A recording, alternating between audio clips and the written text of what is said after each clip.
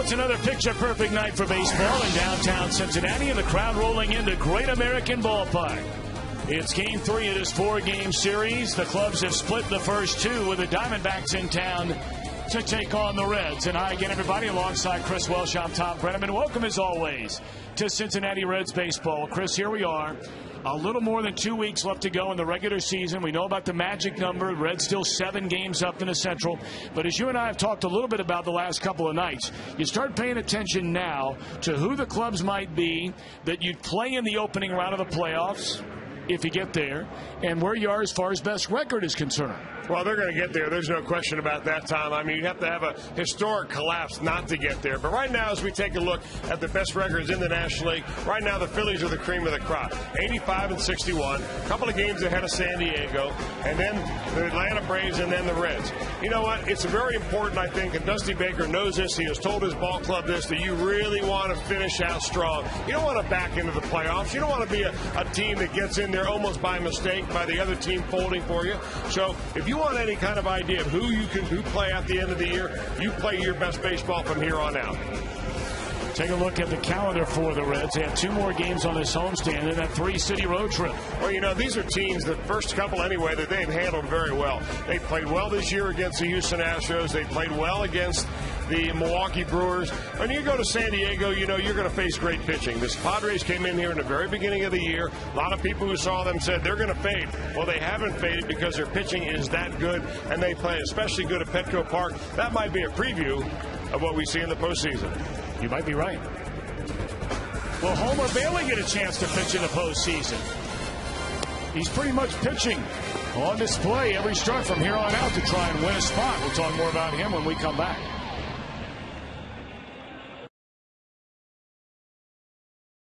And may not be reproduced or retransmitted in any form. And the accounts and descriptions of this game may not be disseminated without the express written consent of the Cincinnati Reds. This evening's Reds broadcast on Fox Sports Ohio is presented in beautiful high definition, courtesy of H.H. Gregg. Well, what's the weather going to be tonight here at Great American Ballpark? Let's find out. Let's go to Local 12's Tim Hedrick. Well, boys, things are looking mighty good. As you can tell, the temperature's unseasonably cool right now. Up around the first pitch, it'll be about 83. And by the time the Reds nail down the final out with Coco Cordero, about 76. Willie Bloomquist in the lineup tonight. Thank you, Tom Brenneman. Don't quit your day job, big guy, but not bad. A guy that shouldn't quit his day job either is Homer Bailey. He had a real good job working last time out. That was against the Pittsburgh Pirates. And he dominates that team every time he goes out. But if he takes the kind of stuff out there tonight that he had against the Pirates, he'll have no problem against a swing and miss Diamondback club.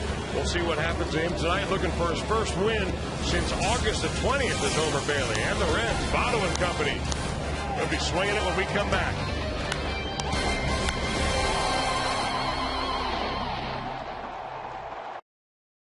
I'm like a good neighbor, State Farm is there. By Ford F-Series trucks and best-selling trucks 33 straight years.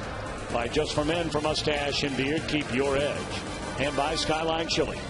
Whenever you're feeling good and hungry, it's Skyline time. Reds have taken the field defensively, set for Game 3 of this 4-game series against Arizona. Kirk Gibson, the Diamondbacks manager, and his lineup is brought to you by Cincinnati Bell. Stephen Drew at short, Kelly Johnson at second, Chris Young in center. Adam LaRoche, a cleanup hitter at first, with Mark Reynolds at third and Miguel Montero behind the plate.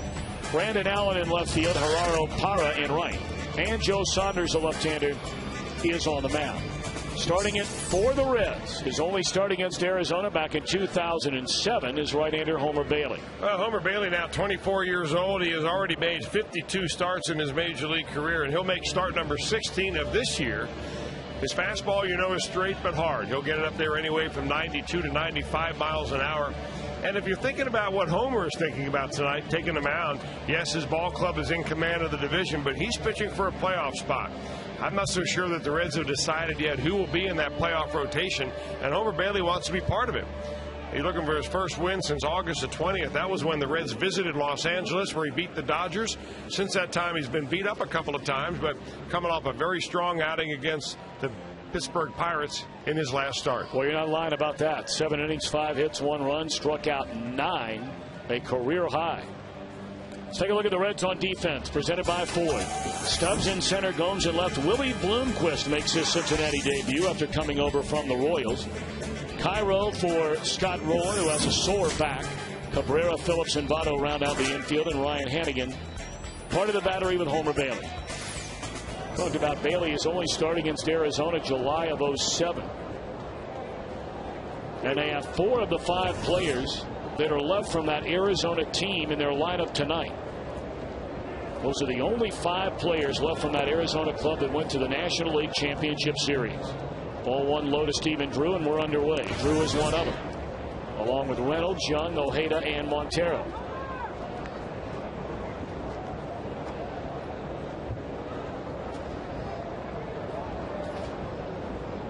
#16th start of the year for Homer Bailey. Spent a lot of time on the disabled list. That went in the dirt, and it's 2 balls and no strikes. Only 24 years old, Homer Bailey, and tonight makes his 53rd career start. In his 6 starts since coming off the disabled list, a 2-1 record, a 3.6 ERA, nothing wrong with that. And twice, including his last outing, the victim of blown saves. 2-1 to Drew.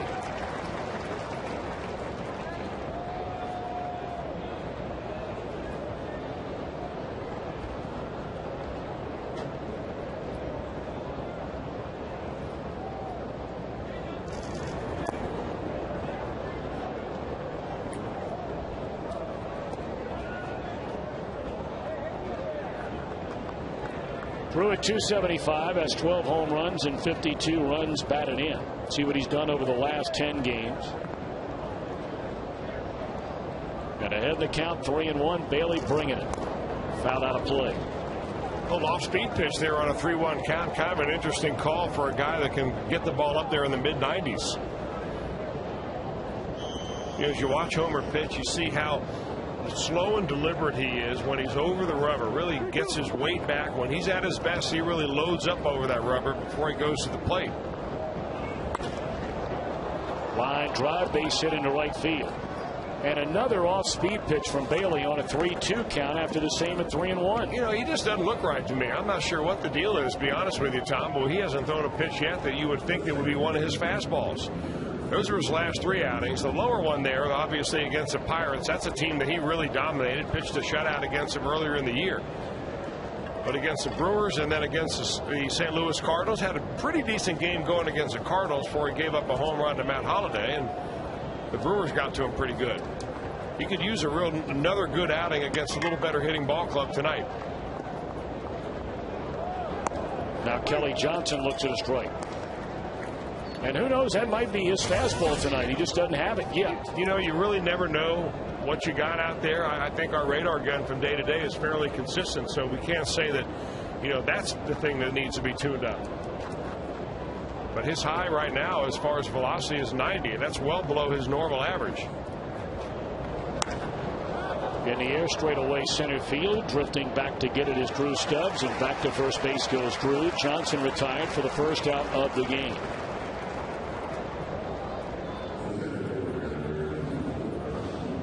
But Chris, you know as well as anybody, I mean, there are the overwhelming majority of starts. You walk out of that bullpen, you get to the mound, and you just don't have everything in your arsenal working the way you'd like it to work. Yeah, usually, Tom, though, your velocity is somewhat consistent. And when you don't have your good stuff, it means that you don't have your good location or you don't have your breaking ball on a particular night. If Homer's going to toss it up there at 88 miles an hour, that's an indication that physically he's not there. Ball 1 to center fielder Chris Young. 25 home runs and 84 runs batted in for Young, a National League All-Star this year. And you never know. I mean, as he gets loose and gets his rhythm and kind of gets his sea legs under him, maybe he'll be able to get his timing down and throw a little bit better. Or maybe he'll be able to do what Bronson Arroyo does, which is fool him with the stuff that you have on that particular night, depending on what you take to the mound.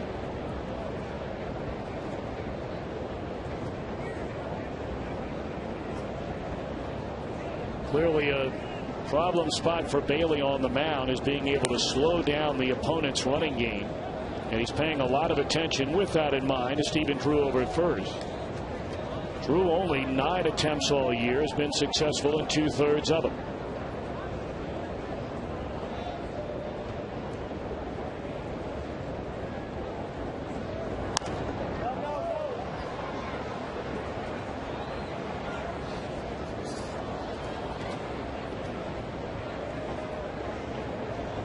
I mean, you can win with a fastball at 88 miles an hour. That is the average, actually, for Bronson Arroyo. He is the 4th slowest in the National League, if you want to call it that. That includes R.A. Dickey, a knuckleballer in New York. But, you know, usually nowadays the average fastball is around 90 to 91 miles an hour.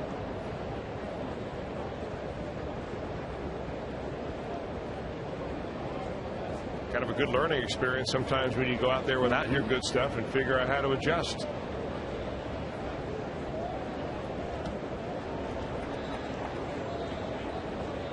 A long look in by Bailey, and now okay's a sign with Ryan Hannigan. Here comes a 1-1 delivery, and it's under the knees. 2 balls and a strike. That's a slider.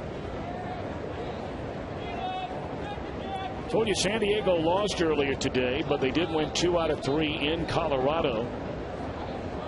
Going into play the Padres with a 1.5 game lead. We only bring up San Diego because the Reds and San Diego pretty much running a neck-and-neck race for the 2nd best record in the National League. 2-2 to Young. And that could turn out to be extremely important depending on where the wild card comes out of. If the Reds finish with a better record than San Diego or the Western Division champion. If Atlanta, as an example, were to be the wild card, they can't play Philly in the opening round, so they would play the next best record of a divisional champ, and that would be the Reds. 2-2. That didn't miss by much. Well, you see where they're trying to get to on Chris Young, which is down and away. Had a bad swing on a 2-1 pitch. A little breaking ball down and away. Would not surprise me at all to see Bailey go with a breaking ball right here. Young prone to the strikeout, as is just about everybody up and down this Arizona batting order. We'll see if Drew is running on a 3-2 pitch. The Diamondbacks very much zeroed in on breaking the all-time major league record for strikeouts in a single season by a team. And their interim manager, Kirk Gibson, certainly doesn't like watching that every night. They've struck out 63 times in their last 5 games. And there's ball 4.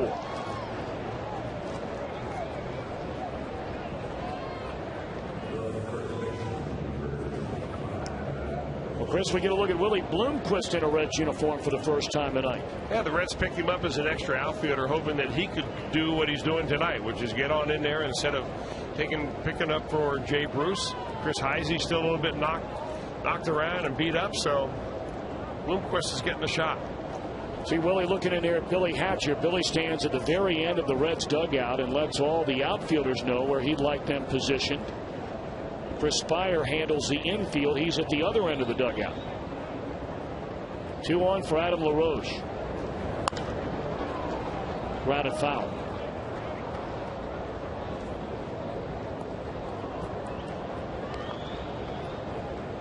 Saw Matt Williams down there, the first base coach of the Arizona Diamondbacks. Boy, what an outstanding player he was for a long, long time. Primarily with the Giants. Spent 1 year in Cleveland and came to Arizona, where, of course, he was part of that 2001 World Series championship team under Bob Brenly.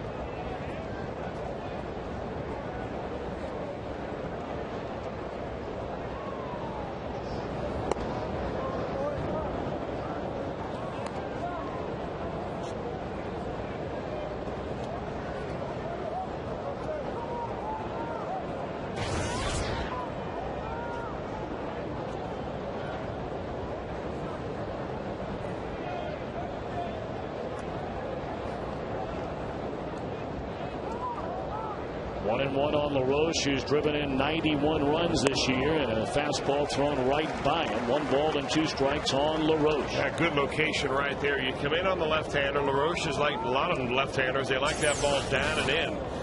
But he throws it right underneath his elbows there. And boy, that's just a real tough pitch for a guy who holds his hands and bat that high to get to. He'd like to just drop that bat head down around the knees.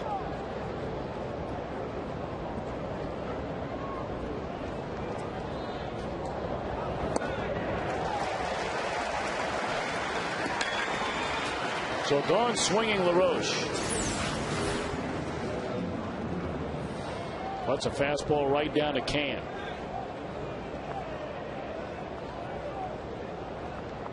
Good follow through though.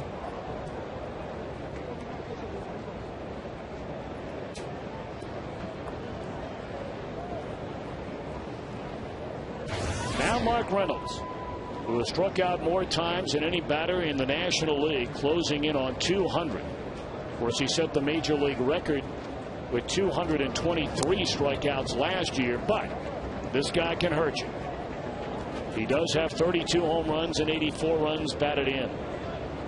To give you an idea about how far and away the Diamondbacks are leading the major leagues in strikeouts, they struck out 1,351 times. The next closest team is Florida at 1,210.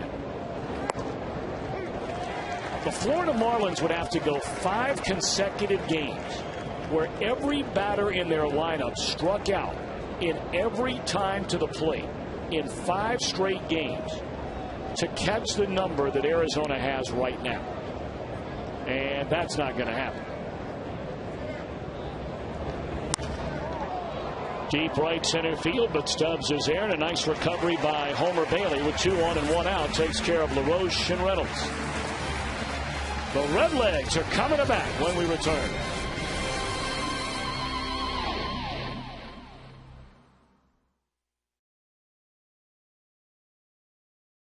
We'll tell you about that in a moment. But tonight is your night to ask the announcers. Ask Chris Welsh specifically. Submit your questions to foxsportsohio.com. And we'll be getting to them throughout the course of the entire night tonight, presented by Fox Sports Ohio High School Football Game of the Week. And we'll be getting to those right away. Just send them in and we'll do our best to get yours on the air. The Reds lineup by Cincinnati Bell, Brandon Phillips, Orlando Cabrera, Joey Votto. Jonny Gomes in a cleanup spot. Miguel Cairo for Scott Rulon at third. Drew Stubbs in center.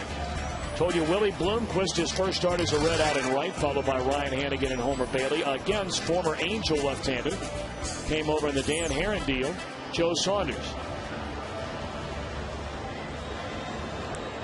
Well, we saw Joe Saunders during the trip through Phoenix in late August, and if you've seen him once, you'll see him. He'll be the same guy tonight. 28-year-old left-hander that is a finesse left-hander. He'll try to hit the corners, keep the ball down, get some ground balls, lots of curves and change-ups, and guy looking to get out of a little bit of a personal rut. Last 5 decisions of 6 have been losses. Those are his numbers with Arizona. He went 6-10 in 20 start this year with the Angels before coming over. Brandon Phillips in his last 15 games has just 7 base hits and only 1 extra base hit. That was a double.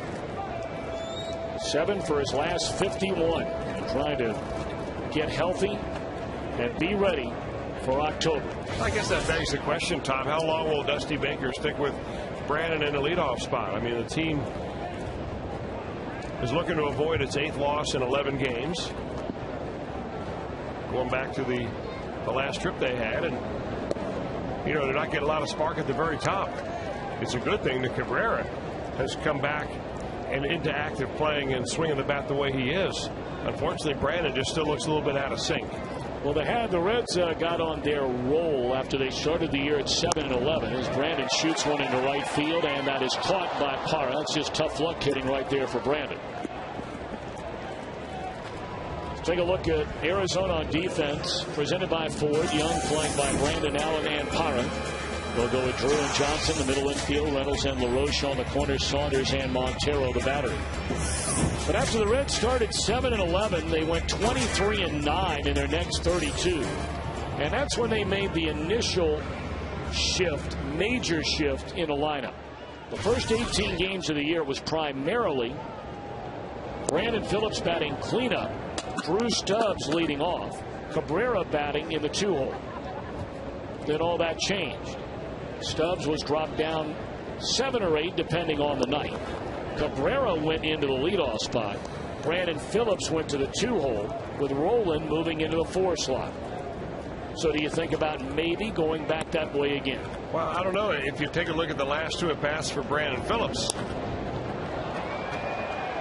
In the air down the left field line, and one. No, he's unable to hang on. Looked like Allen had it momentarily. Instead, it'll be a double for Orlando Cabrera.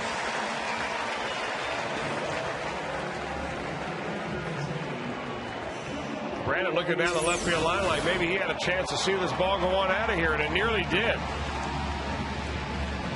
That ball just about knee high, and he stays right on it.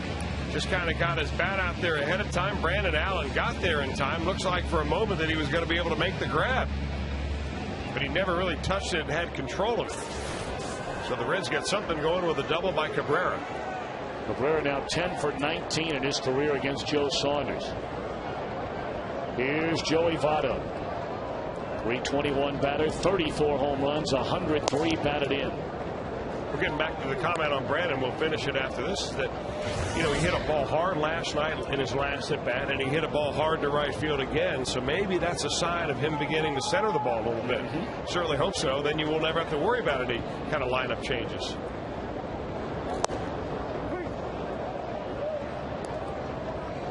Well, that's one thing Dusty has done regularly this season. When he senses his team has needed a change in a lineup, he has not been afraid to make it.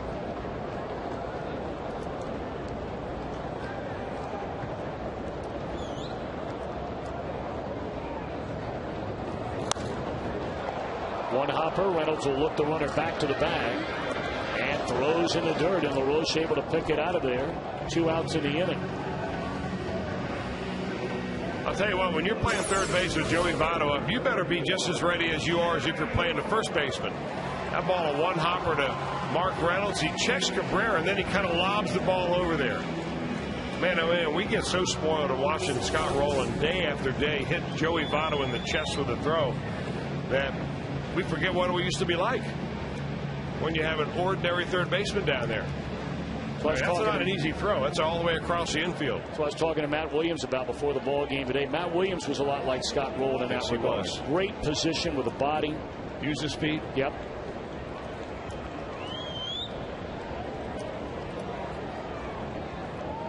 Now Jonny Gomes, runner at second, 2 men out. Strike one.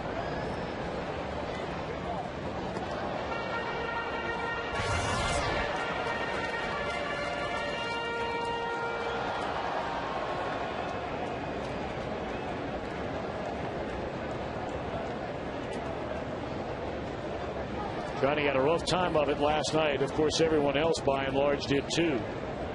Against Daniel Hudson. Johnny had 1 hit in 4 at bats, struck out twice in the game. And that is a fair ball down to third base line to bring in the game's first run. Doubles by Cabrera and Johnny, and the big fella's coming to third, and he'll easily get there as that ball hits somewhere in the corner and then shot out towards left center field.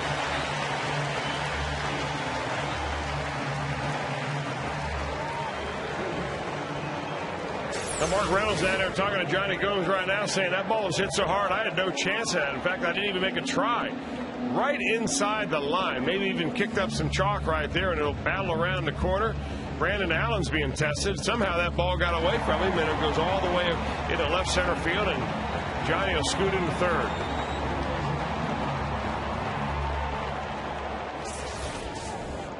That'll get him going. It's now 78 runs batted in for Johnny, and here's Miguel Cairo getting a start for Scott Rowland. Nothing major with Rowland.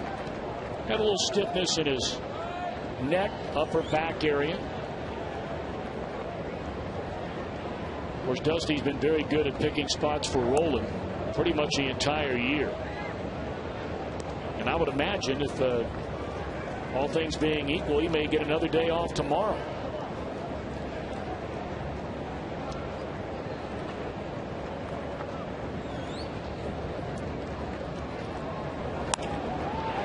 Lofted into shallow left center field, and that's a base hit. I assume a base hit. It hit off the glove of Chris Young. Scoring is Gomes, and it's 2-0 Reds. Well, that looked like a ball that should have been caught. It really should have. In fact, that ball looked like he overran it if it's possible, but it hit him on the heel of the glove rather than the webbing. Of course, he's coming in there full blast, but that's a ball that you certainly hope that your all-star center fielder can corral. When you're a contact pitcher like Joe Saunders, you need those plays like that made behind you. That'll be an error on the center fielder, Young. So no RBI for Cairo. And here's Drew Stubbs down strike one.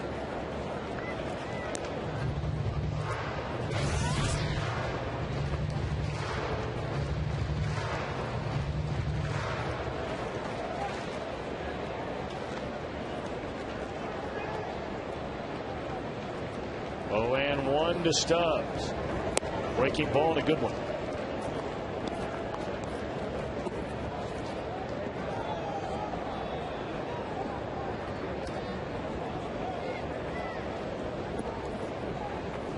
A 2-0 Redlegs here right from the get-go. 0-2 on Stubbs, and a fastball is taken high. Now Stubbs, another guy that, you know, Chris, we were talking about the batting order, and depending on if Brandon Phillips does indeed get healthier and start swinging the bat a little bit better. Now Stubbs, for the better part of a month, has hit better than he has and walked more frequently than he has at any point in his young major league career. He has 23 hits in his last 87 plate appearances with 9 walks thrown in between. Well, you add it all up, and I think in the long range time, the plan is to get Drew Stubbs back into a leadoff spot. May not be this year, but hopefully next time in the near future. Breaking ball taken and a throw to second. No chance to get Miguel Cairo. 4th steal of the year and as many attempts for Miguel. Now that's just heads-up baseball right there. Taking a shot that Joe Saunders doesn't look at him as a space stealer. Not going to throw over. Going to worry about getting Drew Stubbs out, and he just didn't pay attention to Cairo. Veteran move. We'll see if Stubbs can get him in. 2-2 the count on Drew.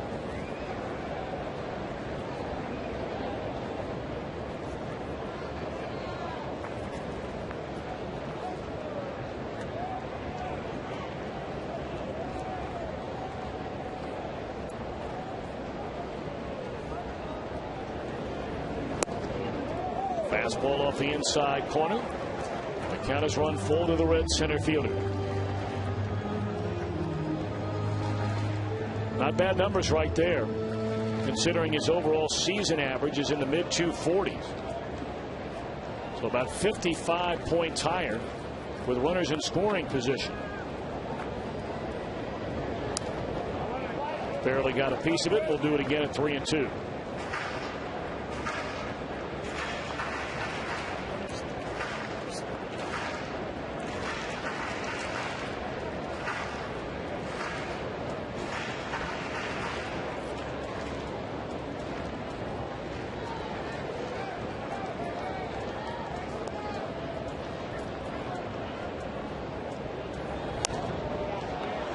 In the air behind the plate, Montero over near the screen and runs out of room. 2 steps out of play.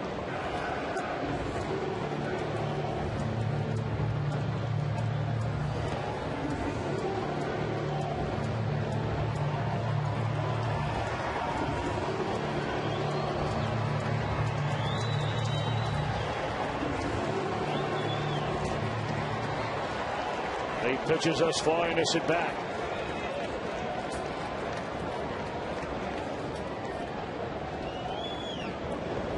And it's clobbered into left center field, way back. And a 4-0 Reds lead. Drew Stubbs' 18th home run.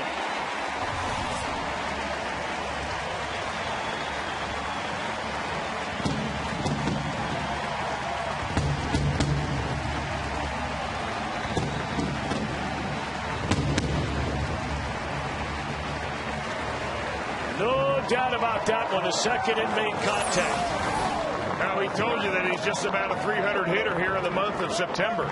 He gets his 3rd home run of the month, picks up runs batted in 9 and 10. And that ball is a double-decker. Second deck out there in left field. And that is what is so intriguing about Drew Stubbs. Combination of the blazing speed he has and that tremendous power.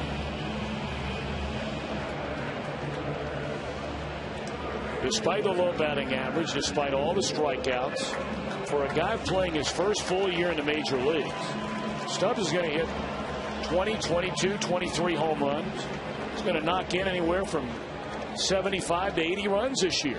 Yeah, you know, Tom, he's going to get better and better as he learns the strike zone and gets more confident at the plate, learns to get his bunting game going a little bit. I think that'll help him tremendously as well.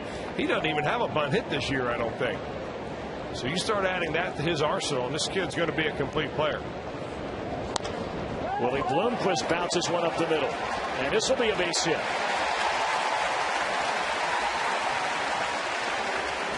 First hit in 12 at bats for Willie against Joe Saunders. But welcome to the Redlegs. Reds can do no wrong in this inning.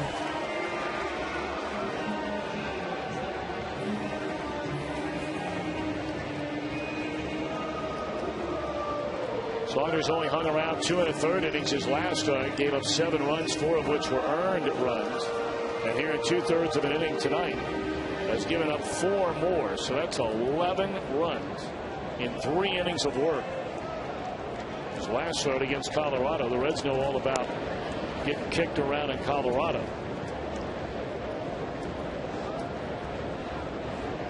See the 4 walks. Saunders is tied for the most losses in Major League Baseball this year if you combine his numbers for the Angels in Arizona. 15 losses, the same number for Kevin Millwood.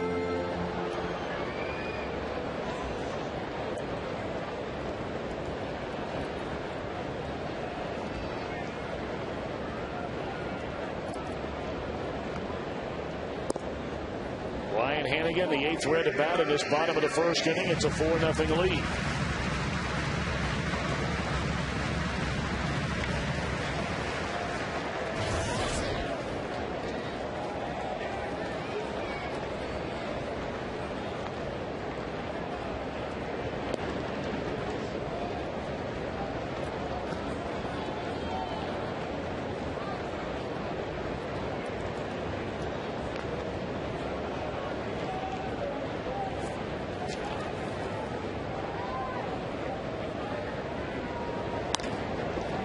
On the ground, Drew is there, and the force out will end the inning. But the Reds jump on Joe Saunders, a 4 spot in the first inning.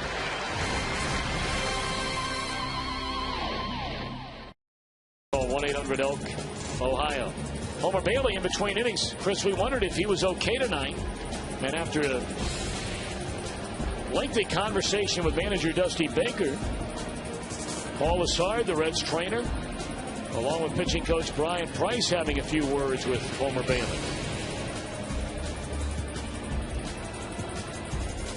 Well, he didn't have his fastball that we normally are used to seeing. And, you know, sometimes teams will use that as kind of a little diagnostic kit. Say, hey, you're off your fastball. What's going on? But he went through the first inning with no problem, really. So we'll see if he's able to make an adjustment out there. 4-0 Reds lead it. Montero digging in, shows bunt. Fastball is in there, a strike.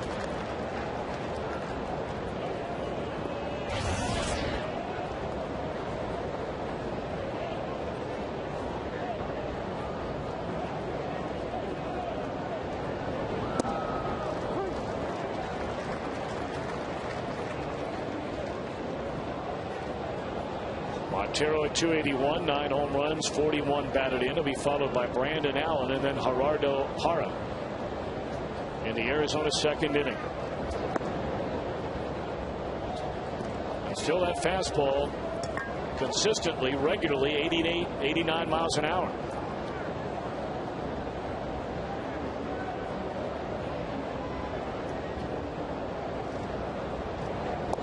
But you know Homer's a competitor. I mean, he's the kind of guy that he just thinks that he can win at anything. And unless he's hurting himself physically by being out there, this would be a pretty good learning experience for him.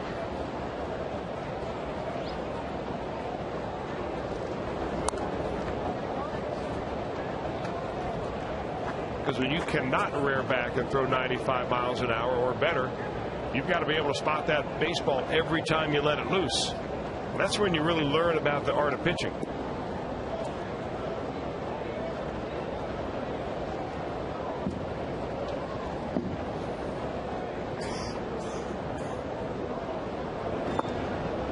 Well, he got ahead of Montero at 0-2, and now it's 3-2.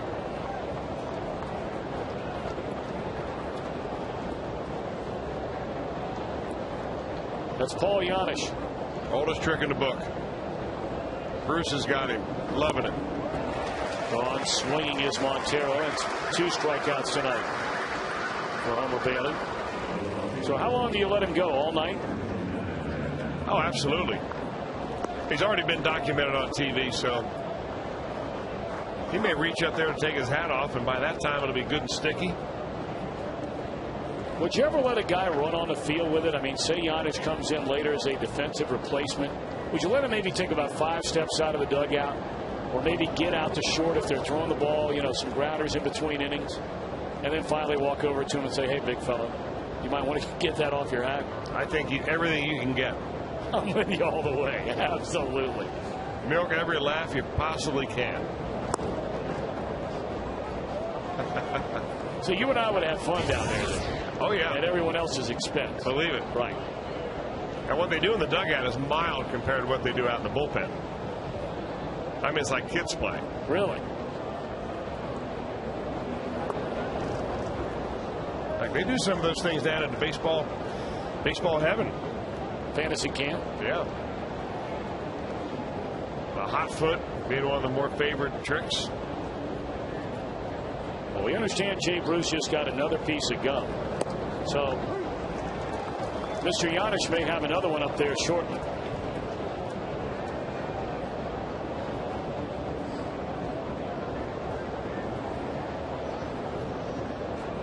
Three and 1 on Brandon Allen. We've seen him at first base in this series, and now we see him in the outfield, and he draws a 1-out walk, second of the game given up by Bailey.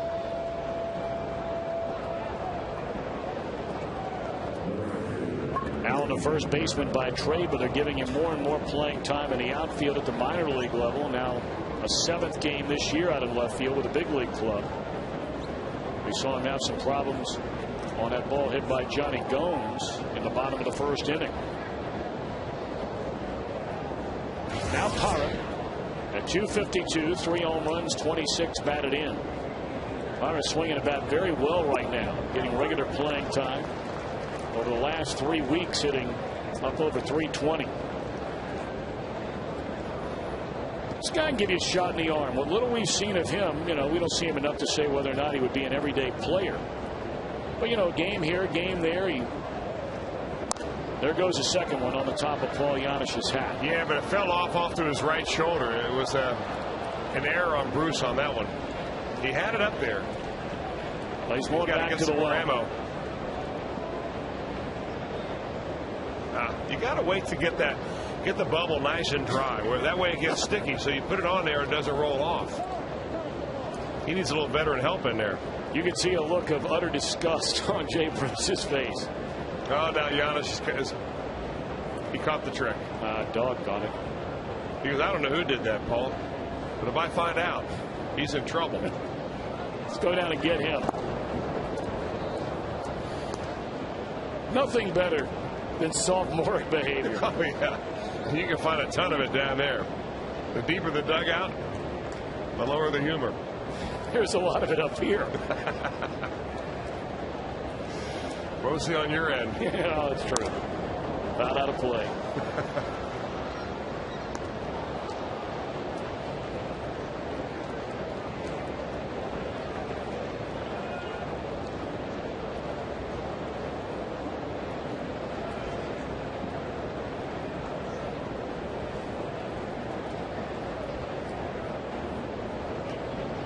One and 2 to count on Parra. Got out of play. You know, it's one of the things, Chris, you don't see very frequently in a team like Arizona. When you're almost 30 games under 500. I'd imagine it really takes away from maybe some of the enjoyment of just playing baseball, the little kid version of playing baseball.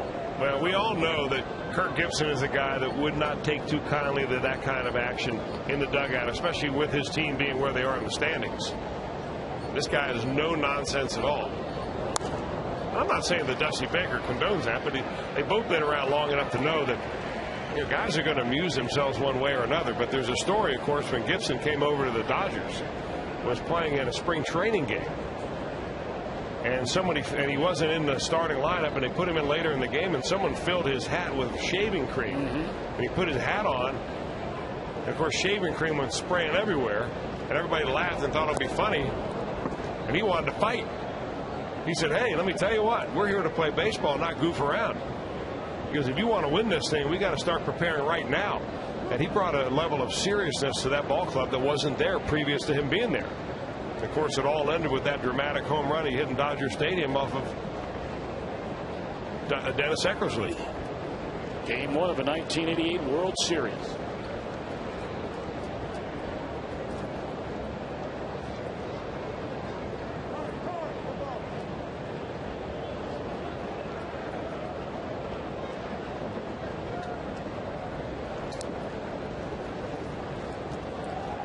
A lot of people out there may not remember Kirk Gibson, the football player. Boy, was he something. Drafted, in fact, by the St. Louis Cardinals in the NFL. There's a swing and a miss, and that's strike 3 to Parra.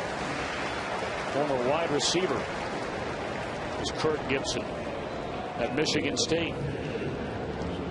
Well, you can celebrate the beginning of the school year, show your school spirit with the Reds. For the remainder of this regular season, students can buy half-price tickets for select seating sections at Reds home games. Purchase student tickets at the ballpark windows or by logging on to reds.com/students.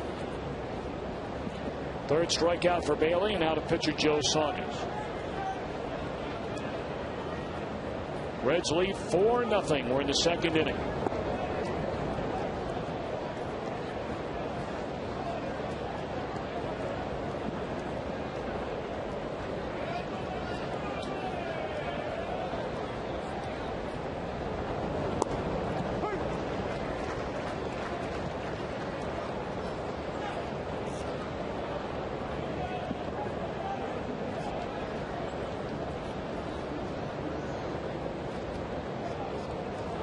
Saunders 2 out of 15 as a batter, and ahead the count 2-1.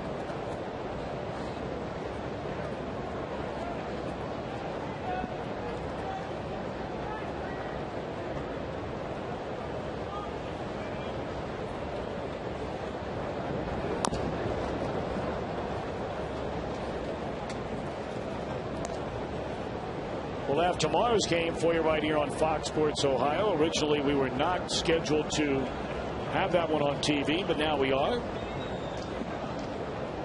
And again, that'll be an afternoon game tomorrow, so come on down to the ballpark. Tickets are available. 12:30 first pitch. Our game coverage will start at 12:30 with a pregame show beginning at noon. 3-2 on Saunders.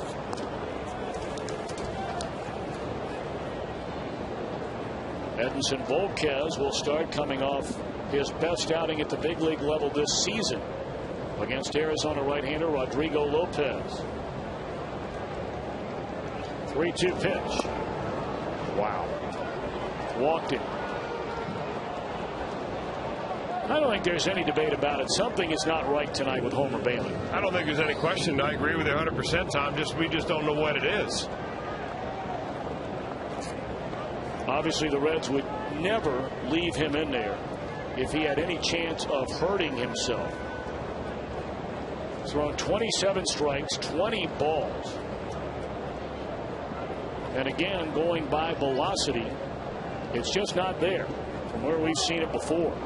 His hardest pitch of the night is 91, but that's generally where he throws on the low end of his fastball.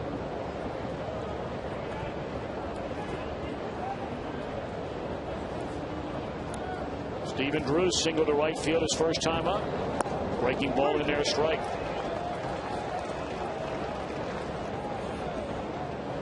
Well, you know, Tom, in his last outing against the Pittsburgh Pirates, we saw Paul Lessard giving his neck a massage between innings, putting some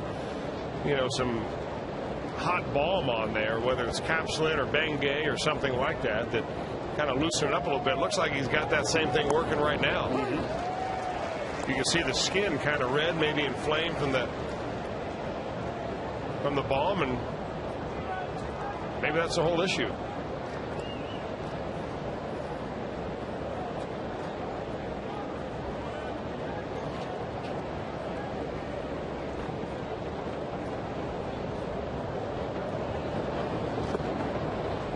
Well, if he follows the pattern he set for himself here in the second inning, this should be a strikeout to Drew. He's gone strikeout, walk, strikeout, walk.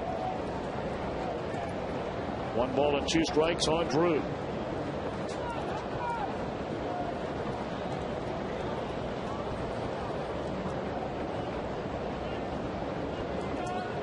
Allen at second base, the pitcher Saunders at first, and there's a swing and a miss. So that's the way the inning goes.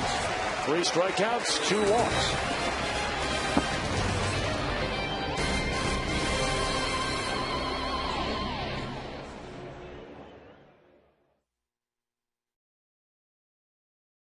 Offense rolls into Lakota West to battle the Firebirds. Coverage kicks off with high school football live Thursday at 6:30 on Fox Sports Ohio. High school football game of the week, the Middies and the Firebirds. All right, we're going to be answering your questions throughout the night. Tom and Chris, what is your favorite Reds moment so far this year? Chris, how about for you? Man, that's a tough one off the top of my head. See, you do that so you get a chance to think of my answer and have some time to think. I would have to say Joey Votto's opposite field walk-off home run that happened just the other night. Wow. I think mine was the debut of Aroldis Chapman. I mean, there are a lot of other guys that have contributed far more, obviously, to the Reds' success this year than Chapman, who just recently came up. But that was a very exciting moment. Sure was. When he came out of the bullpen. Well, there have been so many of them. Heck, Drew Stubbs, the first weekend of the season, when he hit that grand slam against Chicago after the Reds had dropped 2 of the first 3 to begin the year against St. Louis, and they come right back and win 2 out of 3 over Chicago. That was a big moment. Votto's had so many. Hey, actually, it was an anticlimactical moment, but the hit that Carlos Ruiz got, I think it was a Ruiz off of Travis Wood to break up the perfect game. Of course, that whole game of Travis Wood's attempt, 8 innings of perfect baseball, that was a long moment, but an awesome one. The at-bat by Joey Votto against Jonathan Broxton in Los Angeles. Now, the Reds had a lead in that game, 1-run lead in the 9th inning, but Votto fell behind 0-2, of course, and had that base hit for a couple of insurance runs. What a great at-bat that was. Maybe the best at-bat all year. Well, Homer Bailey gone on strikes to begin the inning. And don't forget, Saturday, October 2nd, join the Reds for Hispanic Heritage Day at Great American Ballpark. You can get there early before the Reds and the Brewers. Enjoy the band Tropicoso in the fan zone. There'll be dancers, a great parade, flags on the field before the game. 513-765-7600, the number to dial. Or go to Reds.com/Hispanic Heritage. 1 gone in the inning. Reds leading 4-0 here in the second. Another one of the highlights of the year has to be, at least up here in the booth, is when you and I were dancing on Irish Heritage Night. We thought it was a highlight until we saw it on tape, and we just categorized that as embarrassing. Not for a second. Not embarrassed by it at all.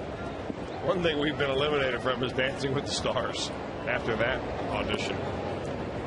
It's all right. We'll dance at the ballpark. Good by me. Yeah.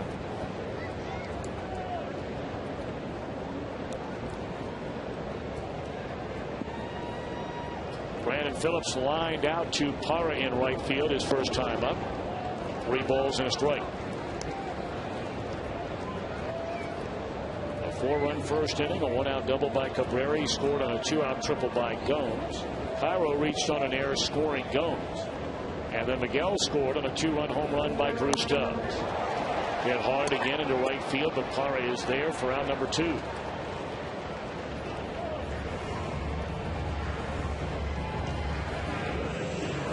Our old buddy Seg Dennison, his father Nathan Denny Dennison, turns 86 years young today. a World War II Pearl Harbor survivor. And we'd like to send out a happy birthday to Denny Dennison.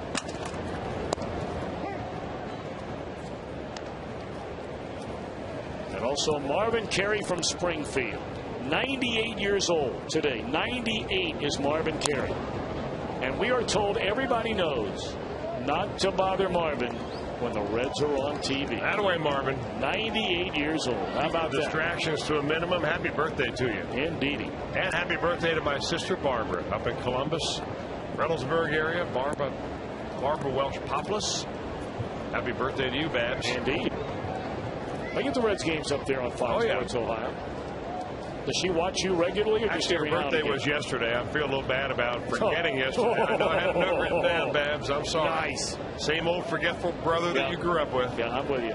I'm with you. Same guy. There's always one in every family. That one into left center field. He'll find the gap. Cabrera making a turn, and he is in with yet another double. 30 of them on the year for Orlando Cabrera. 2 of them tonight.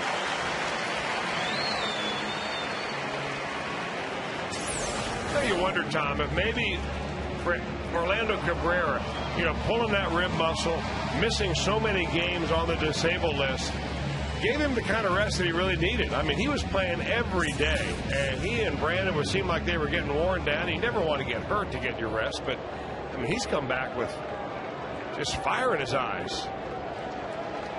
Just a nice player. Boy, ever. Really nice player.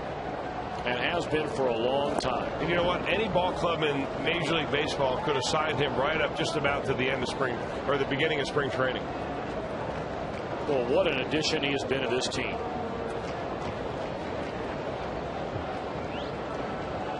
Guy's a winner.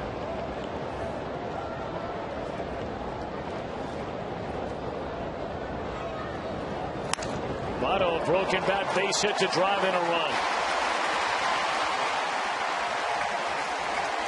RBI number 104 for Joey Votto, and it's a 5-0 Reds lead. Boy, for Joe Saunders, you're wondering what the heck happened. You're cruising along, you strike out the pitcher, you get Brandon Phillips out, then you have a 2-out double, and then seemingly the next pitch, a little broken bat base hit up the middle to the Reds' leading RBI guy, and boy, does he brings his hands in so close to get his bat head through. Saunders is like, you got to be kidding me. I give up 4 last inning. I was out of this inning. I give up another run now. Now I got Jonny Gomes. The guy that ripped it so hard down the line last time, he ended up with a triple. Mark Reynolds playing a little closer to that third base line this time. And deeper.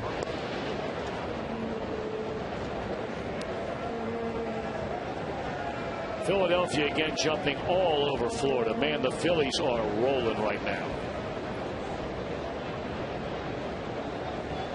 4-1 game, and Philadelphia batting in the third inning with the bases loaded.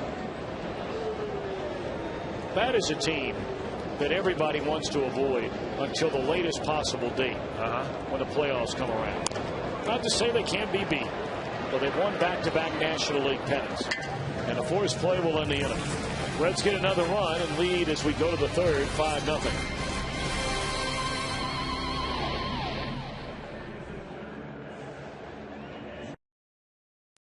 Experience the playoffs. I'm just looking forward for those guys to see what it's like just to take batting practice in October, because there's smells and there's sounds and there's things that go along with the playoff atmosphere at a ballpark that you will never experience any other time in any other game until you step onto that field those days. Boy, he's so right. If any of you at home have ever had a chance to attend a playoff game, and let's be honest about it, for so many here in Cincinnati, it has been so long. 15 years since they played an actual postseason game after so many postseason games here in the many years prior to that. But man, when you go into a playoff game, the batting practice, it's getting darker a little bit earlier, a little chill in the air.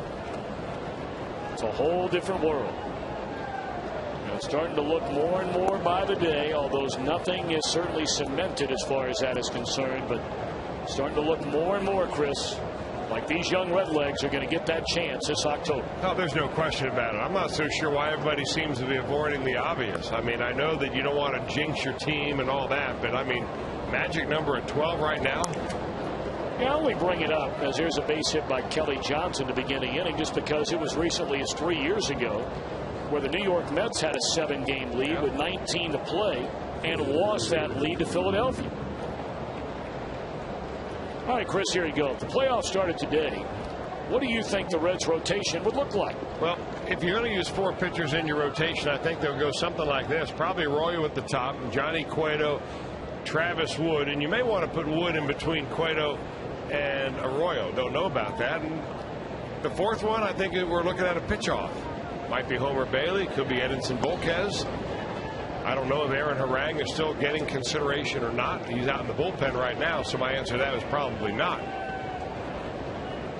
I'd probably go with the veteran. Now, that could change depending on the matchup. You've got a ball club with a lot of left-handers. You may want to send Travis Wood out there right away. You want to win that first game, that's for certain. And whoever pitches that first game will be up against the ace of the other team. And again, we don't know. Anything could change, but it'd be hard to imagine anybody else but Bronson Arroyo starting game 1 in a division series. You agree? I agree with that, yeah. So you look at the teams. Well, you take a look at the teams that potentially you could be playing against, and their number 1 starters. With Philadelphia, you have Roy Halladay. With Atlanta, you have Tim Hudson. San Diego, Matt Latos. San Francisco, Tim Lincecum. And Colorado, should they get there, Ubaldo Jimenez. Now, if the season ended today, this is the way that it would look. The Reds would play the Phillies, and San Diego would play Atlanta. But if the Reds win tonight, you can throw that out the window. The Reds would play Atlanta, and Philly would play San Diego. Because Atlanta's already lost today. San Diego has already lost today. So the Reds and San Diego right now have identical records. I mean, that's going to be a flip-flop pretty much on a daily, if not every 2 or 3 day sequence from now through the end of the year, because it looks like the NL West, perhaps the NL East, and certainly the NL wild card. Last Diaz wants a little piece of Homer Bailey. Homer looks like he stared at and maybe have said something. And good for Ryan Hanigan. I mean, if Ryan Hanigan blocked Diaz from even coming out from behind home plate.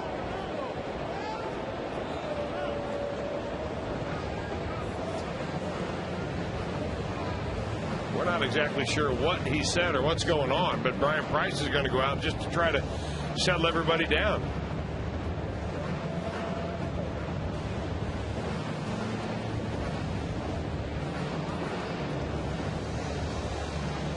You know how irritable you are when you have a stiff neck.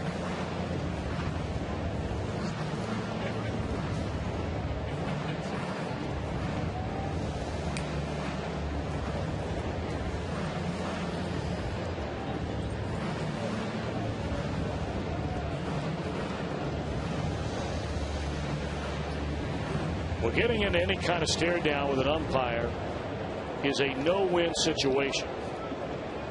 And the fewer years or days you have in the major leagues, the worse it is. And there's ball 4. That's 4 walks for Homer Bailey tonight.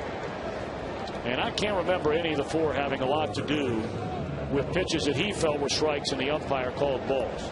This was Homer Bailey's last start. Now, that was against the Pittsburgh Pirates. And, heck, Homer had his career-high strikeouts in that ball game. Completely dominated the Pirates in that game.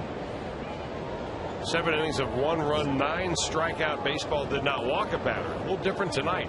But if he's had a neck spasm or a neck problem for a whole week since he last pitched, it's got to be kind of irritable by now. Ball 1 to Adam LaRoche. 2 on, nobody out. Reds leading 5-0, but Arizona threatening in the 3rd inning.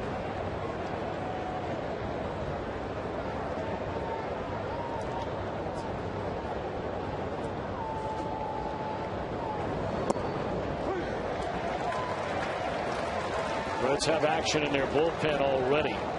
Homer Bailey has thrown 60 pitches, and we are 2 batters into the 3rd. Bill Bray starts to throw.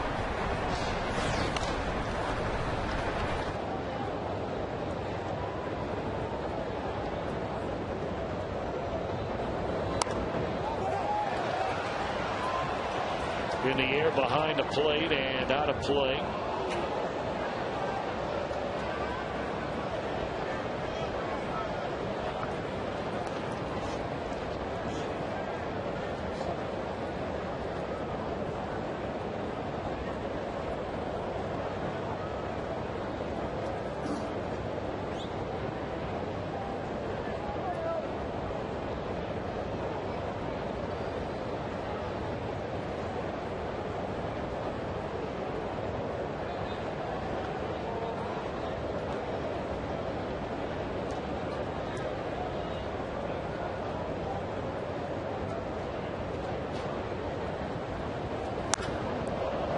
Fly ball into deep left field. Jonny Gomes drifting back at the wall, and he's got it.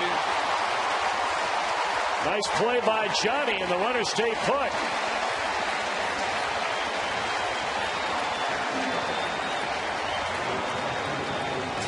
I'll tell you, he looks fired up, and that was a great play by Gomes. Gets right to the wall and has to time his jump. That ball's not coming down to him. He's got to get up to get it. Nice play by the Reds left fielder. Pegs it on back to third. The runners don't go anywhere. Gomes has played a nice left field this year. He really has. You know, he's a lot faster than I think anybody thought. He's a good athlete. Yep.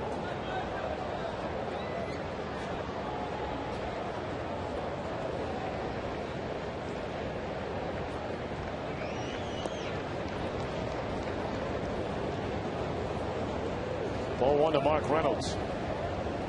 Homer apparently losing his footing on the mound once again. Yeah, not the first time. Look at his left foot when he lands and then slips a little bit.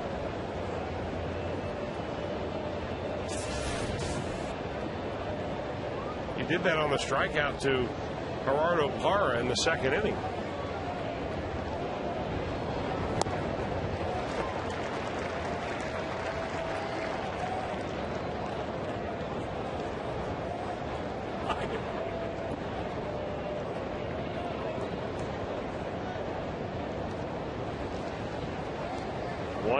To Mark Reynolds with 2 on.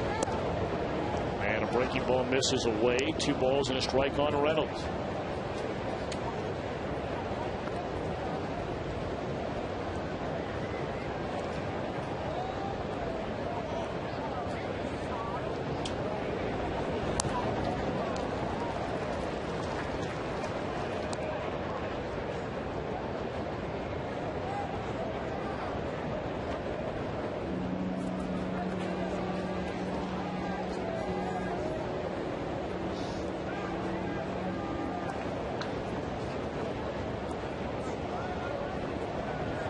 Two and two to Reynolds with 2 on and 1 out. And a slow roller.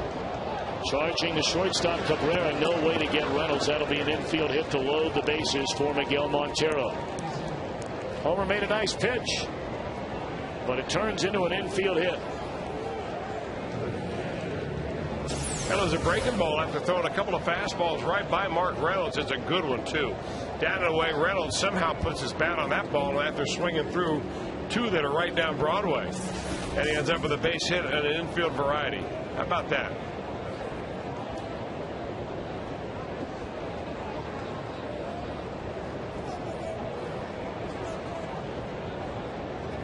Those have been few and far between for this Arizona team this year. We told you they have the fewest number of singles of any team in the league. They have the fewest number of infield hits in the league. Ball one to Montero. Homer set to deliver his 69th pitch of the night.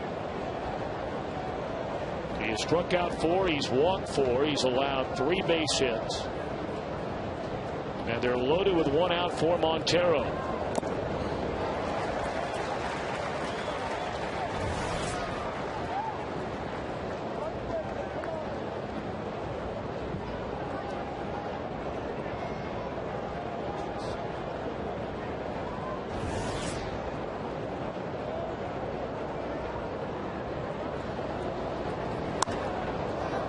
Ball driven into deep left center field, and this ball's going to fall in to bring in a couple of runs. On to third goes Reynolds. And a 2-run double by Montero to get Arizona on the board. And you got to wonder how much longer Dusty Baker is going to stay with Homer Bailey.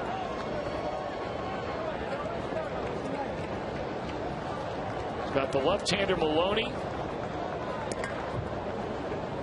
And the left-hander Bill Bray getting loose in the bullpen. Well, if he goes to one of those guys, Tom, likely that he'll go to Bray to get out of the inning and then bring in Maloney to start the clean inning and make him the long man.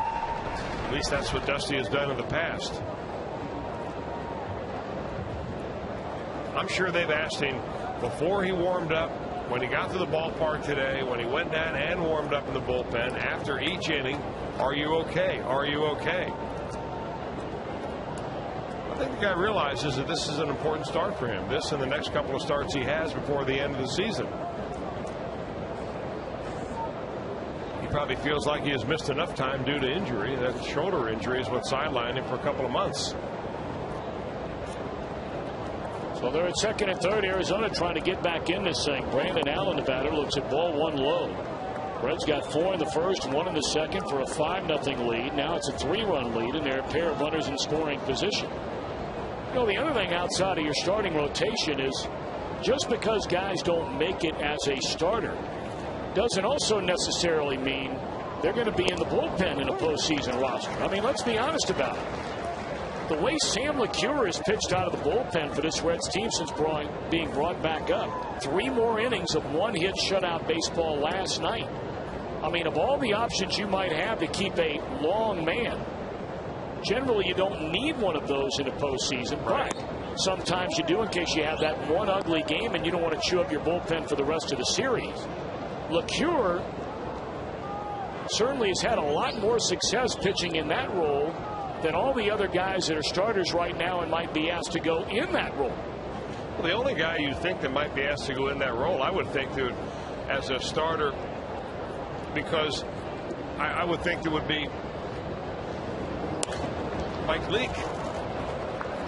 On the ground of Votto, and that's out number 2. Another one will score. And Leake is just beginning a throwing program. I mean, I don't even think he's thrown off the mound yet. I think all of us would be stunned if Mike Leake is pitching for this team in the postseason. Wouldn't you be? I would be stunned, yeah. I'd also be stunned if Homer Bailey pitches out of the bullpen. That's what I mean. That's what I'm talking about, whether it be he or Volquez.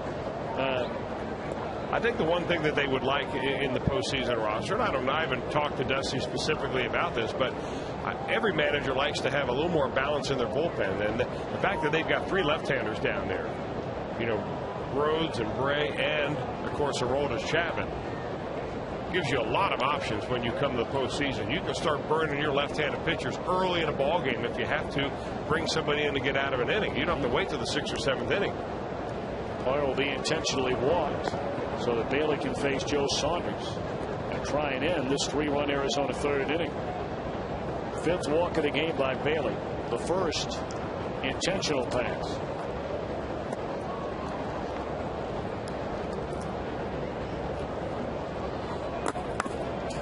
The shortest outing of the year by Bailey was 2 1/3 innings against Cleveland back on May the 23rd. That's when they originally diagnosed his injury. Gave up 4 hits and 3 runs. Didn't start again for the Major League club until August 15th. And now just trying to survive the 3rd inning and maintain this Reds lead, which now stands at 2.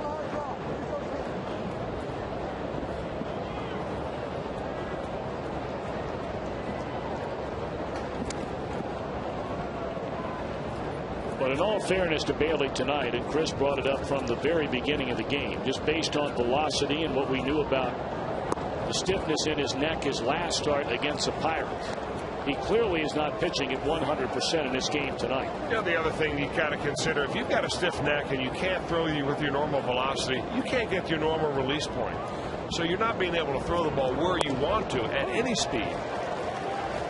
I mean, he's just a battle every pitch out there. Maybe he was hoping that it would loosen up as the game goes on. Sometimes that happens. Needs to get out of this inning right here, though. Boy, walked Saunders his first time up. Good fastball there in the outside corner to get ahead at 1-2.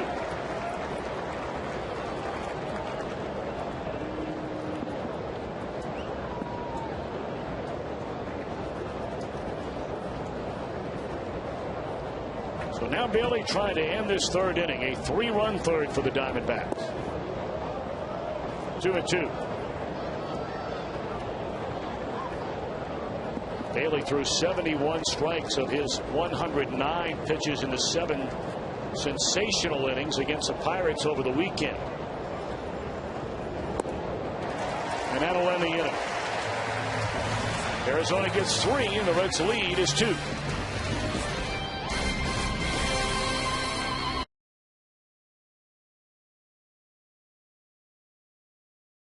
World Series experience, compliments of Scott's.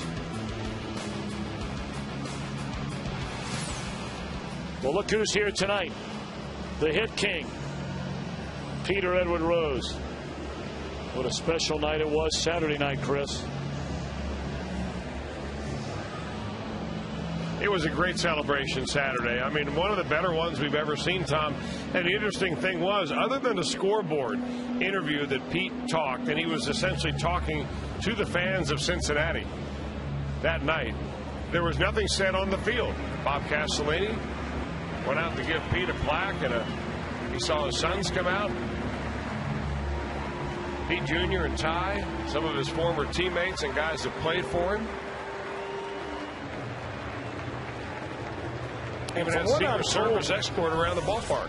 From what I'm told at my dad's charity golf tournament on Sunday night, when Pete was allowed freely to get up there and speak, and my dad brought him up, and I've had so many people that told me that were there that night how Pete Rose opened up and talked about some of the things that he has done and things that he did, and how remorseful he was, and what was for many, many years a strained relationship with Johnny Bench, and how the two, for the first time in a long time, are beginning to speak on a pretty regular basis again.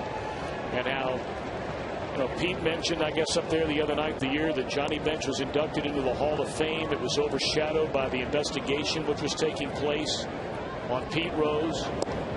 And, Pete up there on the podium, I guess, said, look, he said, I really apologize, and I have apologized to Johnny Bench. He said, I was born and raised in this town, so a lot of people were always cheering for me, and they were cheering for him, but not quite as loud, and so on and so forth. Things a lot of us, Chris, have known to be a fact.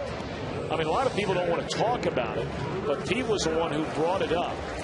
And it's really, really nice as all of us are getting older to know at least that Johnny Bench and Pete Rose, the very heart and soul of so many great teams and so many wins together coming up through the Reds system, are back again and renewing a relationship with one another. I think that's a good thing. I mean, anything like that is a step in the right direction to kind of make amends with your teammates. And he's tried to make amends, I think, with the fans. I don't know whether he's done enough to get back into Major League Baseball, but it's kind of funny, though. He came around in the golf cart.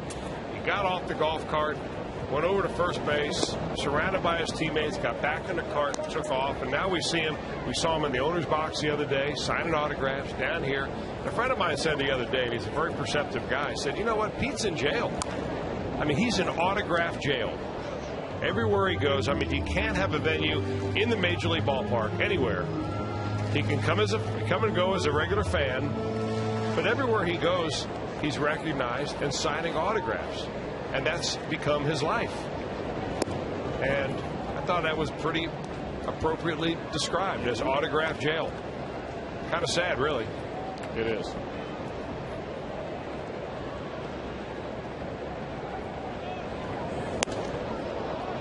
Vaughn swinging his Stubbs after clubbing a 2-run home run in the first inning. Back-to-back strikeouts for Joe Saunders here in the third.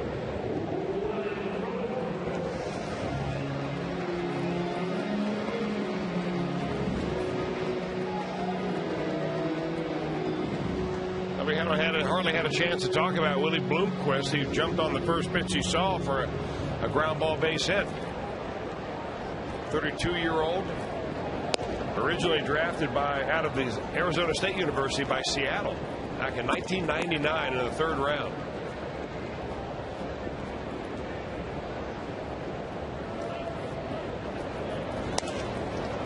Slow roller to the second baseman Johnson, and a 1-2-3 third for Joe Saunders. All of a sudden we have a ball game here. It's a 5-3 Reds lead. Registered to win $100 at Great American Ballpark by JTM Food Group. Serving up solutions to the food service industry for over 30 years.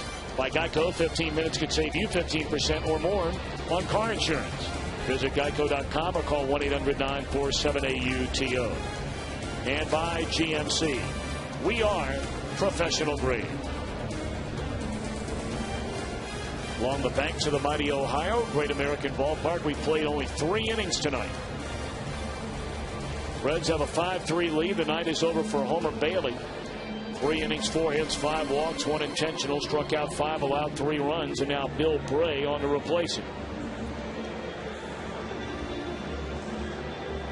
Bray pitched a couple of innings in the first game of this series.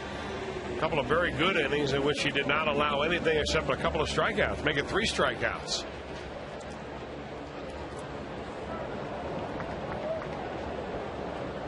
Turnabout is fair play for Mr. Bruce. Yep. Showed him earlier where he was putting the bubble gum on Paul Janish's hat. And now somebody has him. What they say about paybacks. You got it.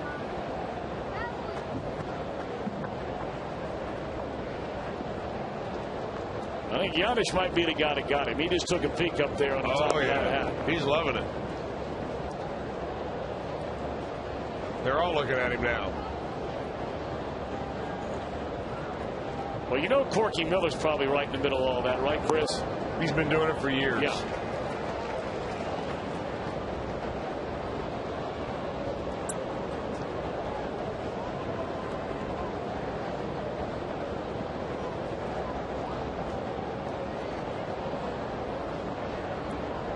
Well, when Bray is throwing strikes, he's as tough to hit as any left-hander around. A league batting only .206 against him. Face a lefty Drew, a lefty Johnson, a righty Chris Young here in the Arizona 4th inning. Already the 3rd time the Arizona leadoff batter has come to the plate. Bray got away with one there. A hanger fouled back out of play.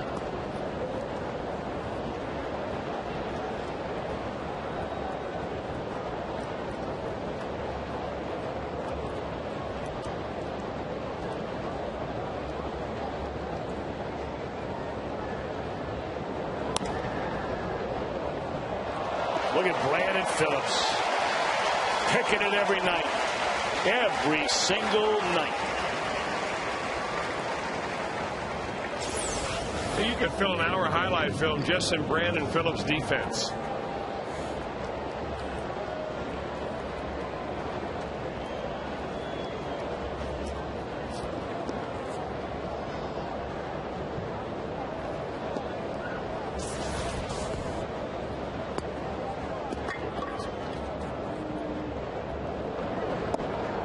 Ball went up and into Kelly Johnson.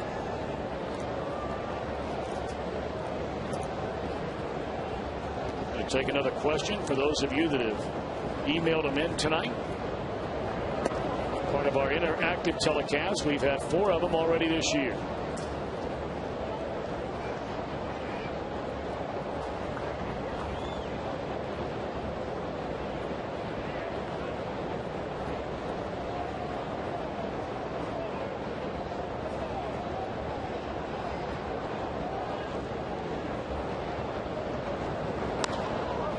Fly ball straight away center field. Plenty of room out there for Stubbs, and there are 2 away in the inning. All right, we have a question. Which leg of the Reds winter caravan is your favorite, and why? I always like going very plain and simple to Athens, Ohio. No better stop than Ohio University. The best on the stop of all the legs. Not to dismiss any of the others. They're great stops. You ask what's my favorite? Athens. End of story. How about you? You guys always bill yourselves that tired nickname you give yourselves at the Rock Star Tour, you and my dad and whoever else happens to be on there. Well, if it was self-titled, it probably would be tired, but it is tired. It's the fans' demand. And I'll tell you what, I don't think I can pick a favorite one, because where the Rock Star Tour goes, every stop is a highlight. Really? Every one. I'll tell you another great one last year we had. Was it at Ball State University in Muncie, Indiana. That was a great stop. Especially when you get on the college campuses where there are a lot of Reds fans. Oxford, Ohio, we had a nice stop there last year. When you go to the big cities, they're very different than some of the sort of, like medium size. Columbus, and Lexington, Louisville. Right. They're very Indianapolis, right. They're very different than the Muncies, the Athens, the Oxfords, towns like that. Lima's always a huge stop. Those aren't flies. Those, I think, are little, river nymphs. Is that what you would call them? Now, I don't know why they're hatching this time of year. I'm about to ask a resident fly fisherman and see if they would know, but they're good bait if you know how to use them. A 14-pitch inning. Nice job by Bill Bray.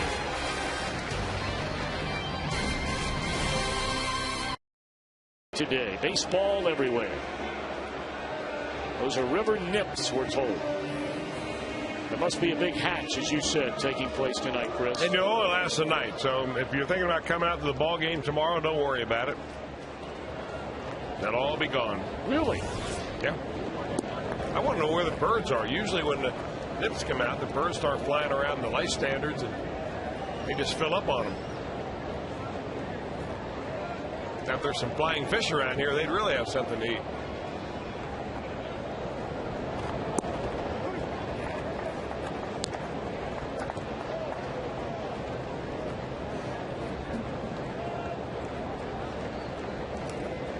One account on Ryan Hannigan. I guess if I have to explain every joke to you, they're not quite as funny. Now see, our producer is talking in my ear, so I did not hear a word that you just said. I'll laugh at it anyway.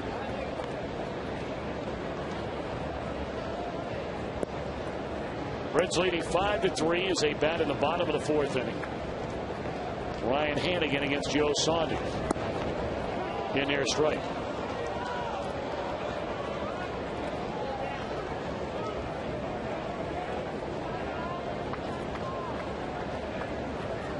Saunders gave up 4 runs in the first inning, another run in the second, had a 1-2-3 third, and now 2-2 to Hannigan to begin the fourth inning, and a broken bat fly ball to shallow center field, 1 out. Time now for our AT&T trivia question for tonight. Who was the Reds' last 20-game winner? That's a good question. Very good. I got to believe it's Tom Browning. Or Danny Jackson. Danny Jackson won 20, did he not? Yep, Danny won 23. Chris Valaika going to come up and bat for Bill Bray, who works a perfect inning out of the bullpen. That was the year in 1988, I believe. But Danny Jackson won 23 games. The same number that year won by Oral Hershiser. The two were virtually inseparable as far as their statistics that year were concerned. But of course, Oral Hershiser broke the all-time scoreless innings record in the history of Major League Baseball, and thus won the Cy Young Award. And what a phenomenal year that was for Danny Lynn Jackson. What are you talking about? A power throwing lefty? Oh man, boy, was he tough. And I mean, you talk about a guy that would compete.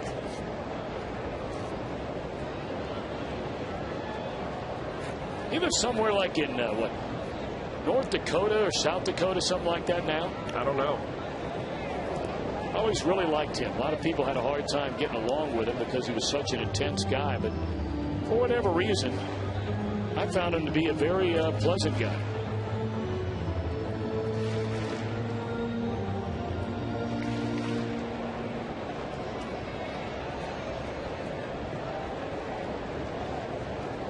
One and two to count on Valaika, and it's fouled away. Still 1 ball and 2 strikes. Valaika was getting regular playing time at second base, of course, when Brandon Phillips was out with a hand injury, and Chris did a nice job. Really nice job.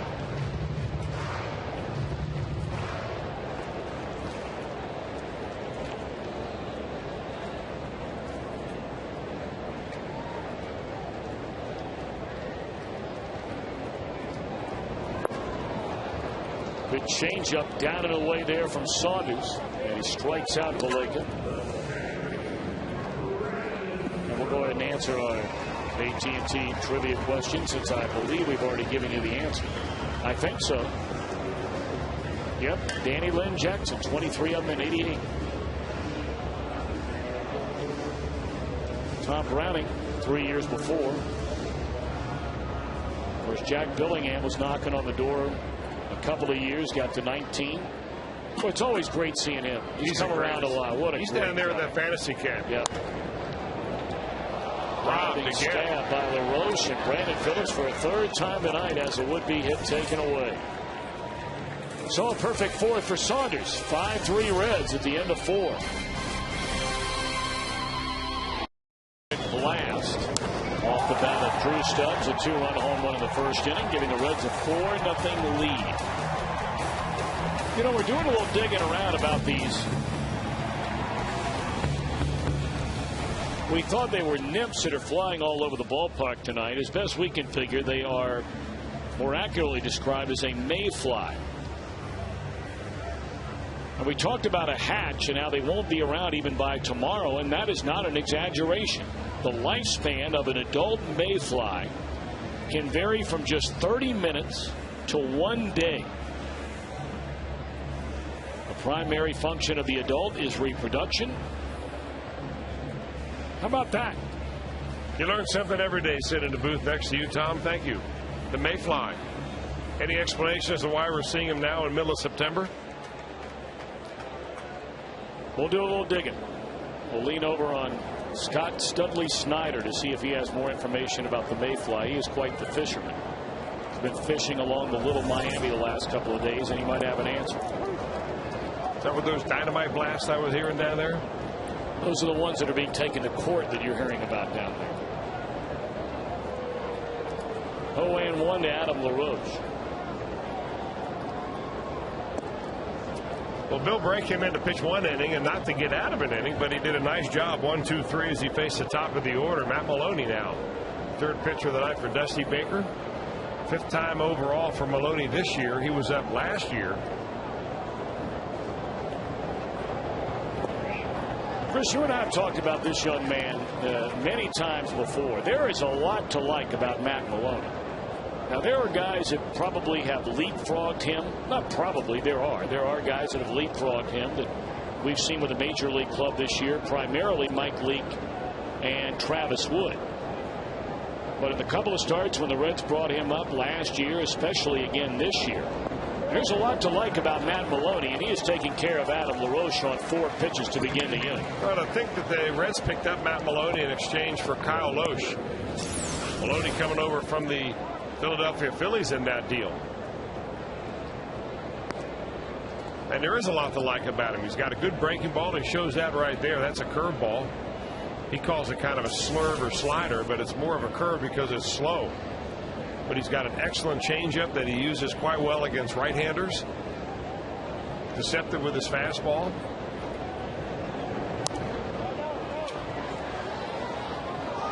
I don't know, maybe I'm dead on. I'm not getting paid to be a general manager, but I think this guy would win some games if he had a chance to pitch every 5 days in a big league rotation. It's nice to know, though, you've got a guy like Matt Maloney in the minor leagues just in case. It's also nice to know that you've got guys that are better than him at the big league level. That's how good your minor league system is all of a sudden. 2 hopper down to Cairo. 2 outs in the inning.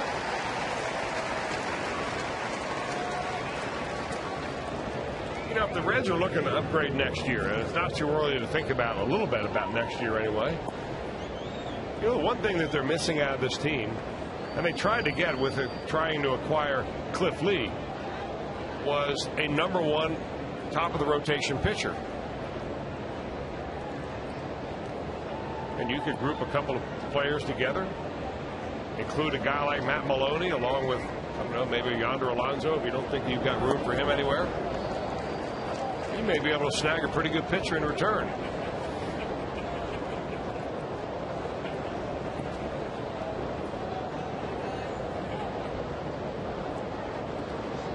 And 1 on Miguel Montero with 2 outs and nobody on. Reds leading 5-3. We're in the top of the 5th inning.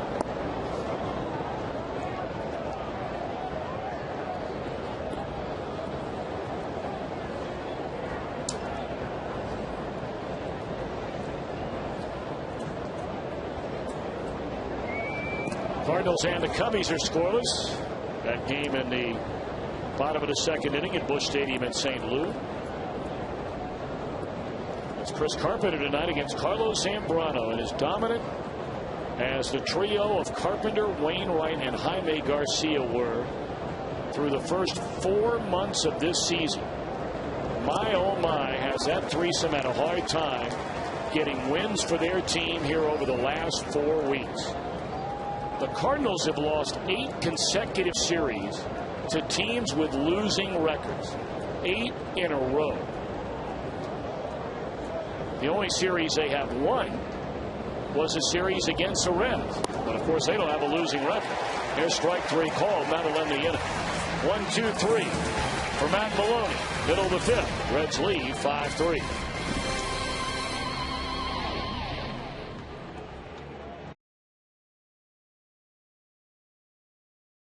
In our game tonight, Bill Zachritz of Cincinnati will win the beautiful new Tundra on display here at the ballpark. And you can still register for your chance to win at an upcoming game by seeing your Cincinnati and Northern Kentucky Toyota dealers. Bottom of the 5th inning. Reds come to bat leading 5-3.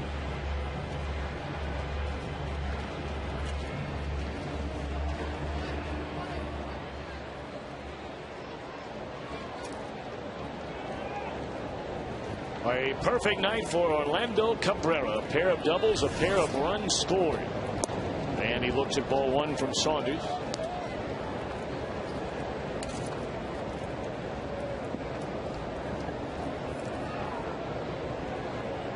"11 for 20 is Cabrera in his career against Saunders, and make it 11 for 21. One away.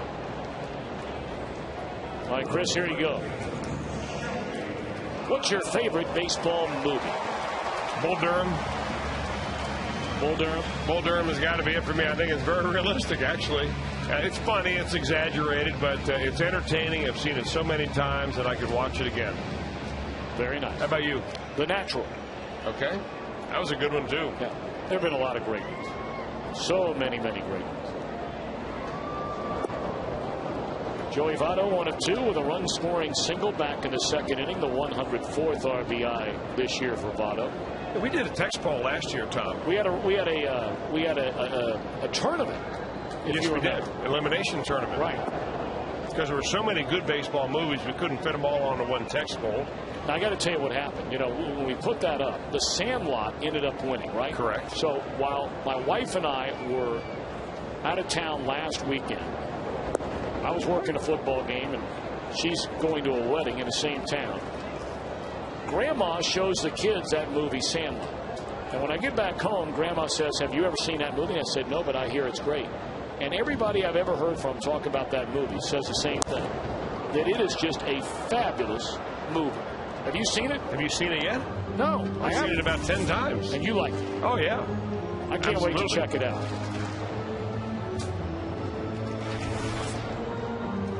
I think it came out when there were VCRs. Well, what's that got to do with it? It means you've had plenty of chances. I'm going to have to get you a copy. 2-2 to Votto. 3-2 to count. You got to dub that over for me off of Beta? Old Beta tapes we used to have at Channel 5 100 years ago. It's about how old that movie is. That's a good one. I forgot about that one. I was stunned that turned out to be the winner. 2-hopper down to Adam LaRoche, and the other hand flipped to Saunders. Saunders on quite a roll right now. Now, like a lot of pitchers, you know, these finesse left-handers, once you get them, let them get going into the ball game and get their rhythm and start feeling the hitters as far as what they're looking for, subtracting a little bit, just mixing in some breaking balls. That's why it was so important for the Reds to jump on them for 4 in the first. 2 of the 4 runs the Reds have scored were unearned.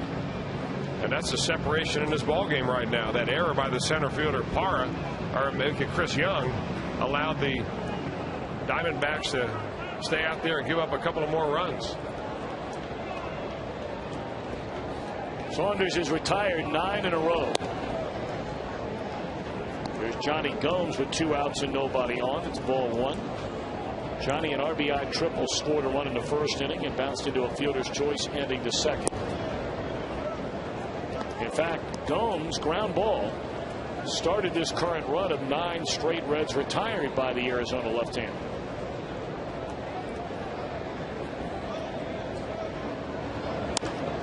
And it looks like 10 in a row. 3 consecutive 1, 2, 3 innings. Very close on that throw. Gomes busting it up the line.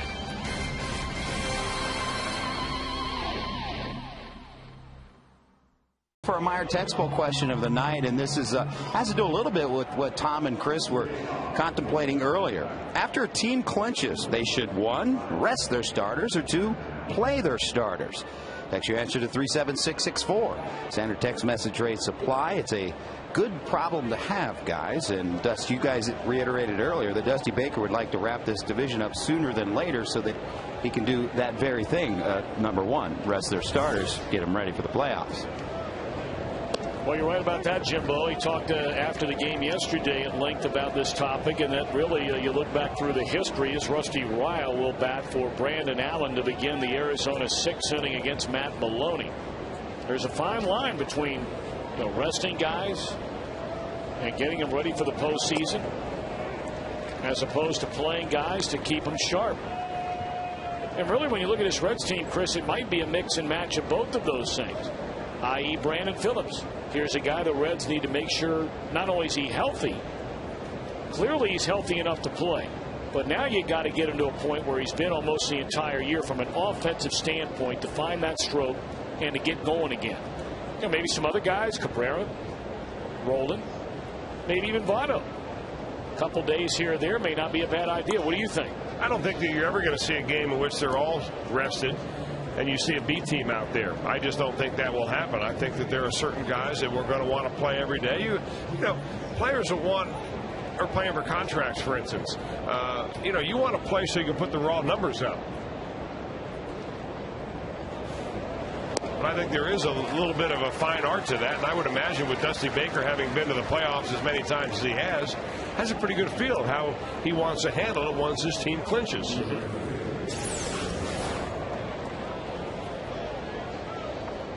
High fastball from Maloney. His fastball is kind of funny because it has a little bit of a natural cut to it, which means we'll go away from a left-hander into a right-hander, and he's a pitcher that he comes right over the top, and he can be very effective throwing the ball at the top end of the strike zone. Gerardo Parra dribbles one out in front of the plate. Hannigan, good throw to Votto, quickly 2 away from Maloney.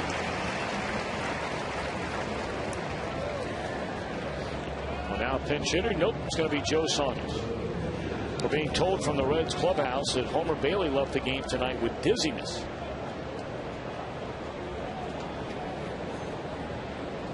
Certainly hope Homer's all right. Yeah.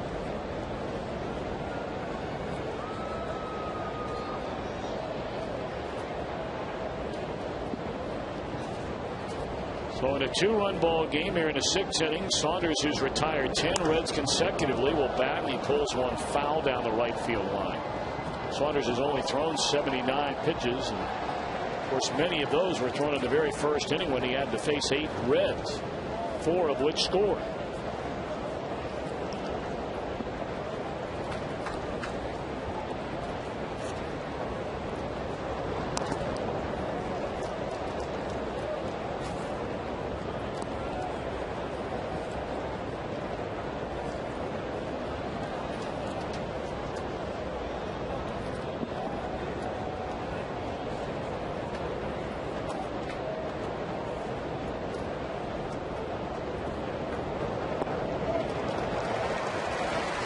That'll take care of Saunders.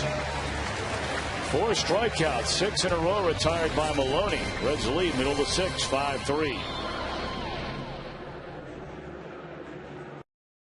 For the Coors Light freeze can. Brandon.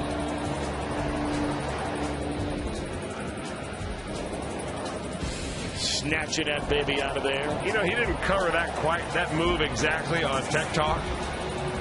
That might be more of an advanced version right there. But boy, I'll tell you what, when you've got the athletic ability of Brandon Phillips, you can do that. How about this question from Matt in Deer Park? Who are the all-time best Cincinnati Reds defenders? Well, Going back to my youth, Cesar Geronimo in center field. He seemingly flagged down everything. I don't know how there's ever been a better defender in the history of the Reds, and you generally don't think of the position, but Johnny Bench. Yeah, you're right about that. And then, you know, you and I have talked about this guy. I mean, David Concepcion, phenomenal defender at short, as Rusty Ryle stays in the game to play left field. But I'm not so sure, really, even though his tenure wasn't all that long, that there has ever been a better defensive player in the history of the franchise in Pokey Reese. I agree with you. He was a Gold Glove caliber at shortstop, wanted at second base. He could flat out pick it now. Well, the Reds have had, you talk about a run of defenders at second base over the last 25, 30 years. Brett Boone going to his left. Was there anybody ever could do better than that? Joe Morgan, a very good defender, got a lot more credit for his bat than he did his glove. And now Brandon Phillips. I mean, he's fallen right in line and will be considered among perhaps the greats as his Reds career moves on. Round out by Cairo. It's 11 in a row. Set down by Saunders. Hey, Reds fans, if you're looking for food service solutions that deliver better results, think JTM Food Group.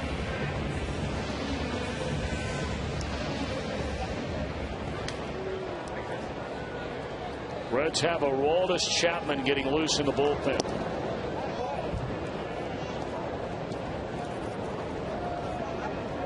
Drew Stubbs a batter with 1 out, nobody on. Stubbs a 2-run home run to the second deck in left field in the first inning. Home run number 18 on the year for Drew, giving him 69 runs batted in.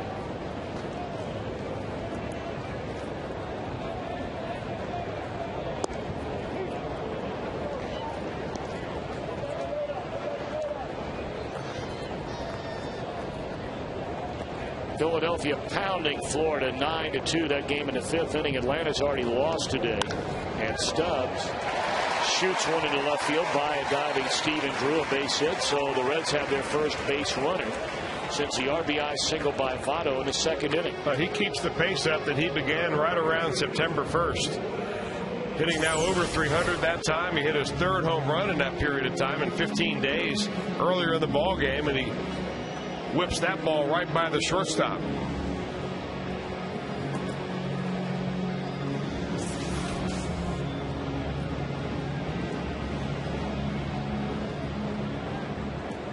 Just a 2-run ball game. Wondering if they may think about green lighting him here and see if he goes.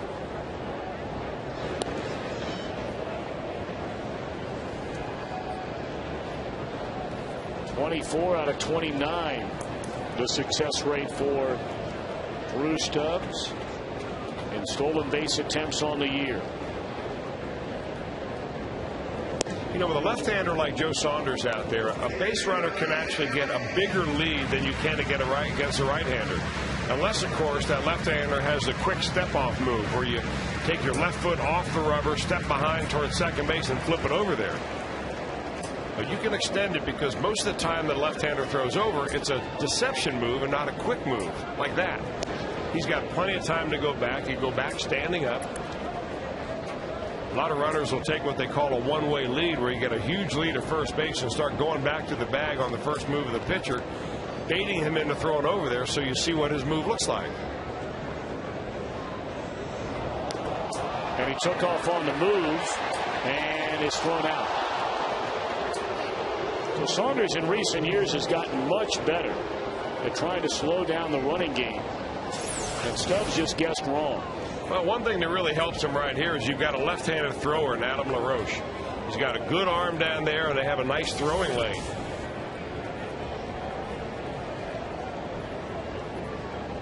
A little tougher play for a right-hander. But you're taught with the speed of Drew Stubbs, and if you get picked, you just keep on going. 9 of those on the year. Actually, that goes as a caught stealing, but 9 pickoffs on the year for Saunders. Then the fly ball to right by Bloomquist will end the inning. So we go to the 7th. Reds still have a 2-1 lead.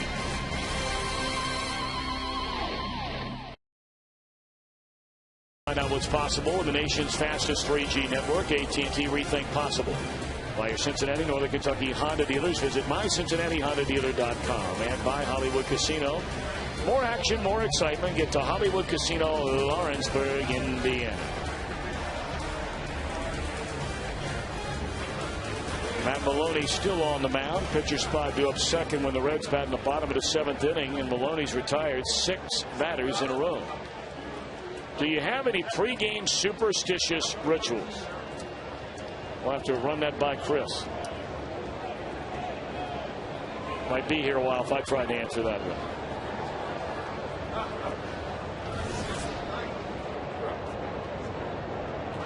Steven Drew, the batter. And on the outside corner, a strike. Chris, do you have any pregame superstitious rituals? That was a question. You mean as a broadcaster?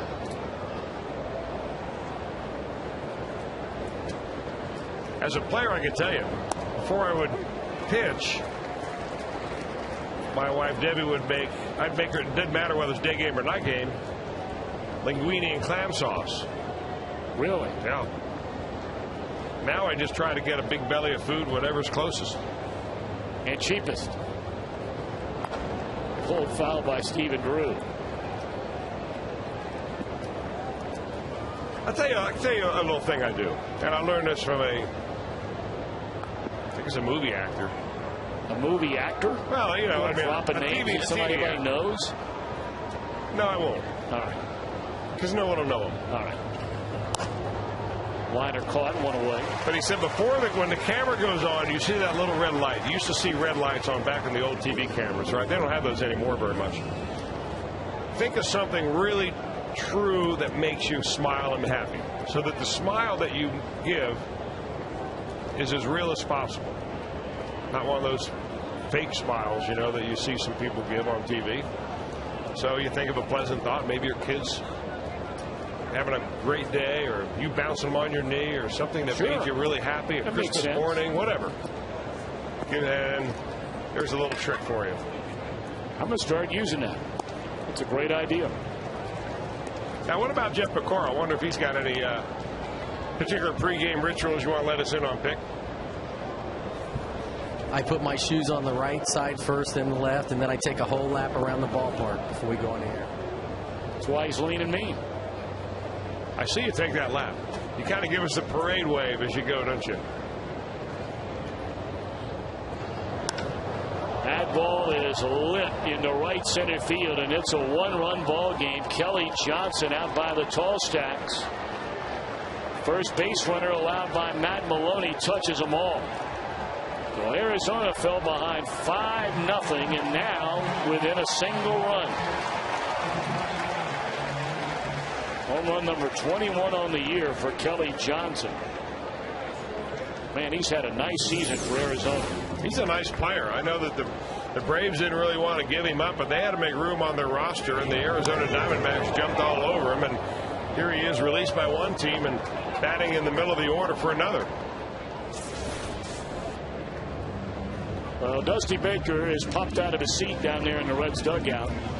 And with Ryan Hannigan visiting the mound, makes you wonder if Dusty, who's looking over that lineup card, is going to make a change.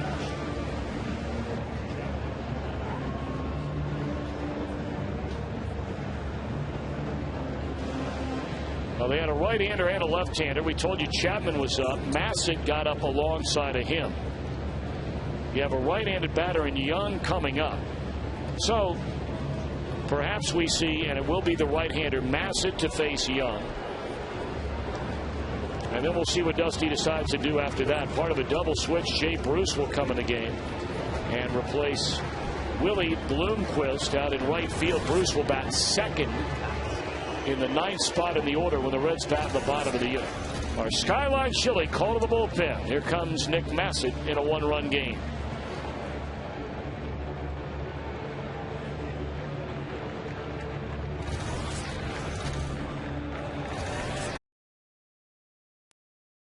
And despite the fact that there is rain in the forecast later in the day tomorrow, it is not expected in any way, shape, or form to affect the 3.5 hours you would expect for a ball game tomorrow. So tickets are available, 12:35 first pitch, and we are told that rain should not be a factor at all in terms of delaying or stopping or interfering with the game here tomorrow at Great American Ballpark. All right, part of the double switch, Jay Bruce now in right. And on the mound is Nick Massey.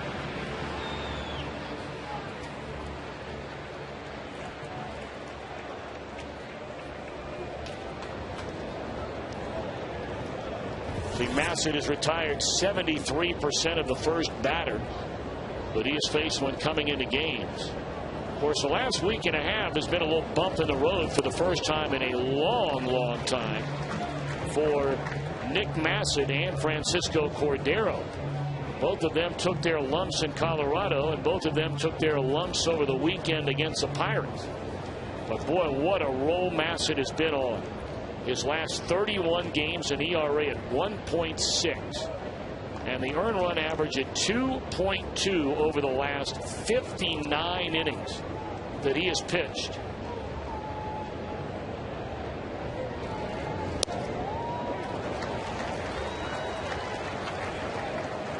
Oh, 2 on Chris Young. Tell you, the thing about Nick Massey is you just can't sit back there and guess fastball or breaking ball because he's got so many different pitches. He's got 4 of them.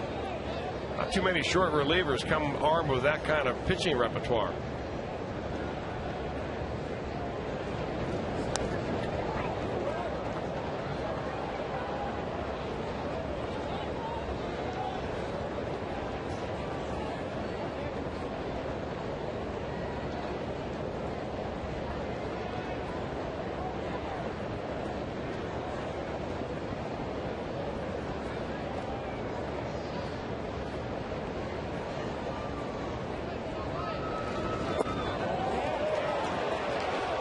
On the appeal, no, says Wally Bell.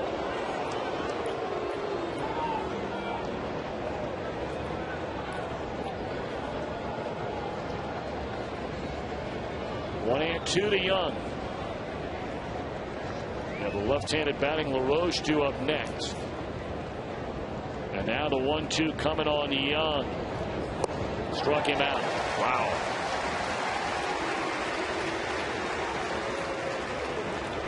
When all else fails, return to the gas.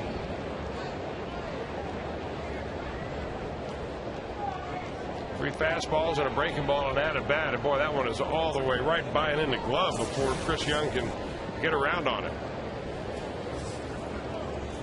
That'll bring LaRoche to the plate. He has 23 home runs and 91 runs batted in. It's just a 1-run game. This looked like it had a chance to be a laugher early on. But Saunders really got it together after giving up 5 runs and 6 hits in the first 2 innings. Has shut him out over the last 4 and just 1 hit.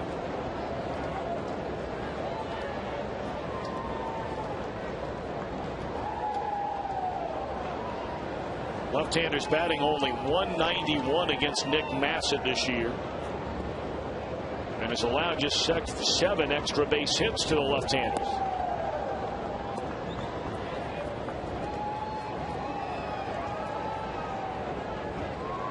But he's fallen behind a dangerous hitter here, LaRoche, in a 1-run game with 2 outs in the 7th.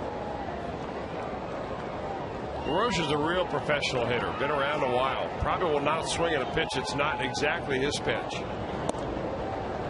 Probably guessing fastball, but guessing something he can jerk. There you see the breakdown against lefties and righties from Massey. And again, we repeat, Arizona, we said it last night. They swung at more 3-0 pitches than any team in the league this year. Not this time for LaRoche, 3-1.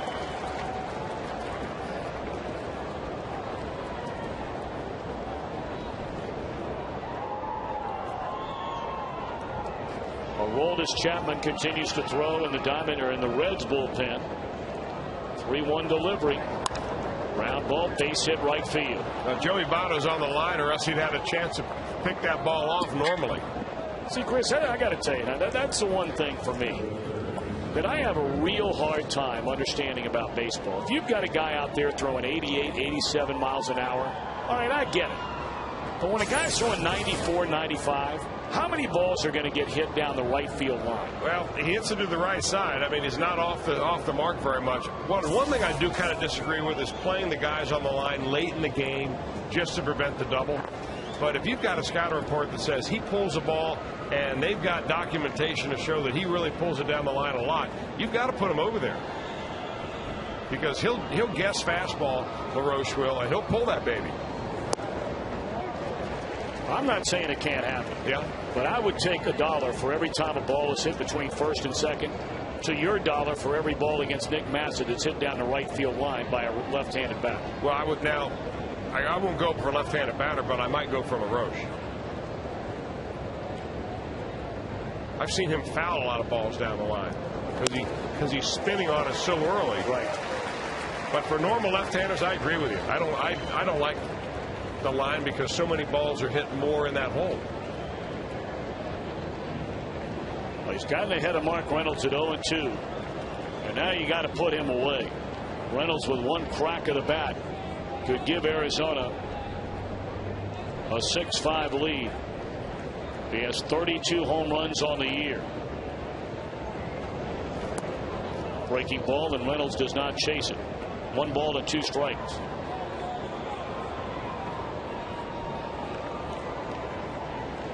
He's got 32 home runs and about 200 strikeouts.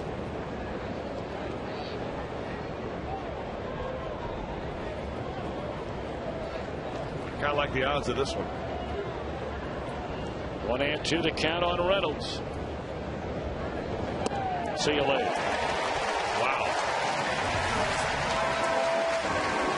Reds come to bat, bottom of the 7th, and that lead is 1.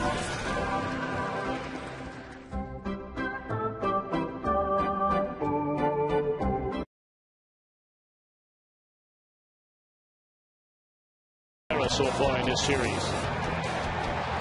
5 extra base hits, 6 of 12 overalls, knocked in a run and scored 5. We were talking about him earlier tonight, Mr. Welch. Tell you what, he's just on fire right now. But he's always a good high ball hitter, and he's hit some balls down low in this series. Guy's been a real spark plug, and he's picked up big time since a little bit of an offensive drop off and setback for Brandon Phillips. He's a good team player, too. Ryan Hannigan digging in against Saunders. A bit of a surprise. No Ramon Hernandez tonight against Saunders. Saw him so frequently in his days over in the American League with very good success. Ramon 7 hits and 17 career at bats against Saunders. I think that may have had more to do with Hannigan catching Bailey than the matchup of Hernandez versus Saunders. Only 1 hit for the Reds over the last 4 innings and not a single run. That's funny, Tom. I said this in the pregame show that, you know, in Joe Saunders, you're going to get the same type of pitcher the Reds saw in Brian Burris of the Pittsburgh Pirates, and kind of like Paul Maholm, too. And both of those guys gave the Reds a little problem. Off-speed offerings, a little bit of this, a little bit of that. That's the first walk issued tonight by Saunders, and it comes leading off the bottom of the 7th inning, and Jay Bruce will bat after coming on as part of a double switch in the top of the inning. Aroldis Chapman was cranking it up in the bullpen, and we may see him start when Arizona comes to bat in the 8th.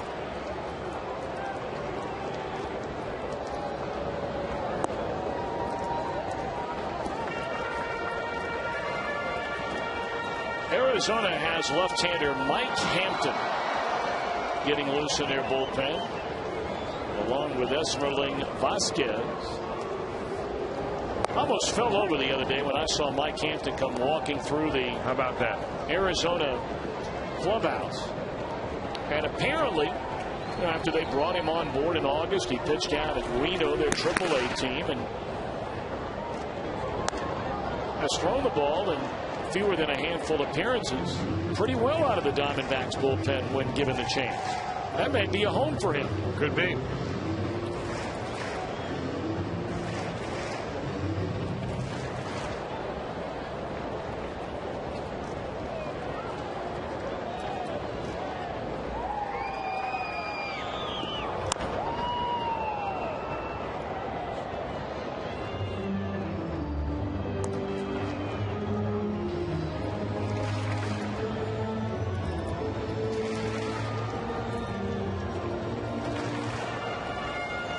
only the second base runner allowed by Saunders since the RBI single from Joey Votto in the second inning, which gave the Reds at the time a 5-0 lead. Now the lead is down to 1. That's a nice play right there by Montero. Especially on a breaking ball, you're not sure exactly where that ball is going to go, and you got to get your whole body over there. That's perfect fundamentals. Montero's got a chance to be a nice player. We've talked about him frequently. He's got a chance to be a pretty good player. He can really hit. The ball's popped up in foul ground. Reynolds over near the dugout will run out of room.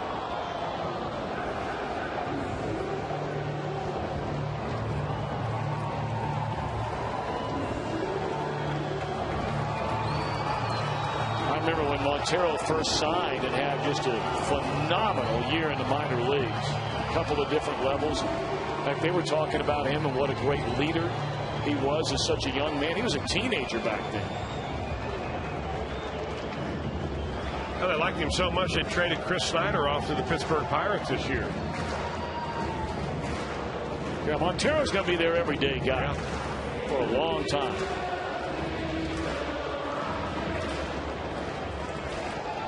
When you see those numbers, I mean, he's never played every day. Been up and down through the course of those 5 seasons. There's a tapper to the right side. They'll get one to throw to first. Not going to be in time to get Jay Bruce. 1 on, 1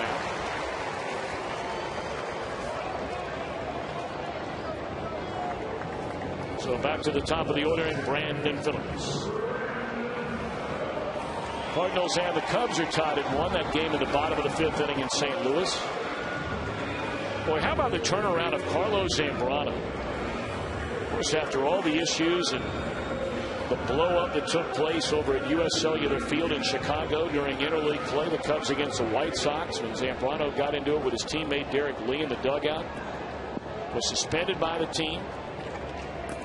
They brought him back, and since going back into the rotation, he's pitched like the Carlos Zambrano of old again. All right, tell me right now, you think next year we're going to see this new Carlos Zambrano, or we're going to see the old Z reemerge? I mean, how would you bet on the new guy to be there if you were a betting man? I'm not going to. I don't bet. Yeah, I don't either. But I mean, you know, look, is anybody and everybody capable of changing for the better? Of course they sure know that. We see it all the time. But well, Zambrano's been around a long time. And they're talking about the same things. We're talking about the same things now that we were talking about 6-7 years ago. Yeah.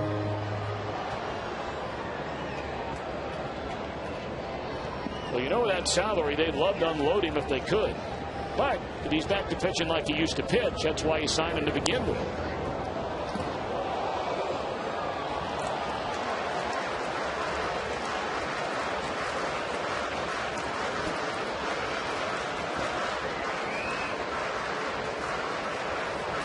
Brandon's hit the right field every time up. A couple of times hard, one time soft. And a big hole in the right side of the infield now. Do a little first to third with Bruce.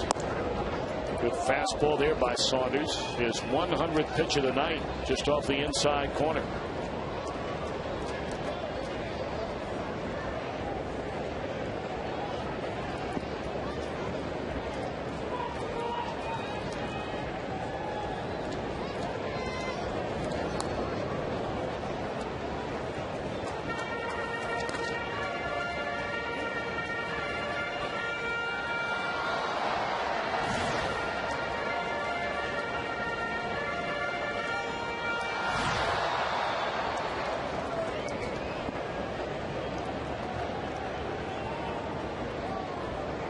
One-run lead for the Reds. 1 on, 1 out. We're in the bottom of the 7th inning.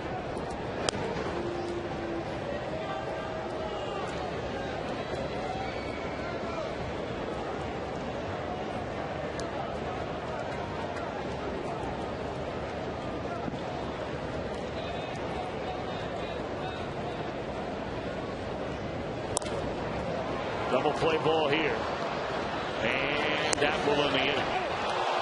Boy, a cheated first base by LaRoche, but he got away with it. Will we see Chapman in the 8th? Reds still lead by a run. Signed by the hit king.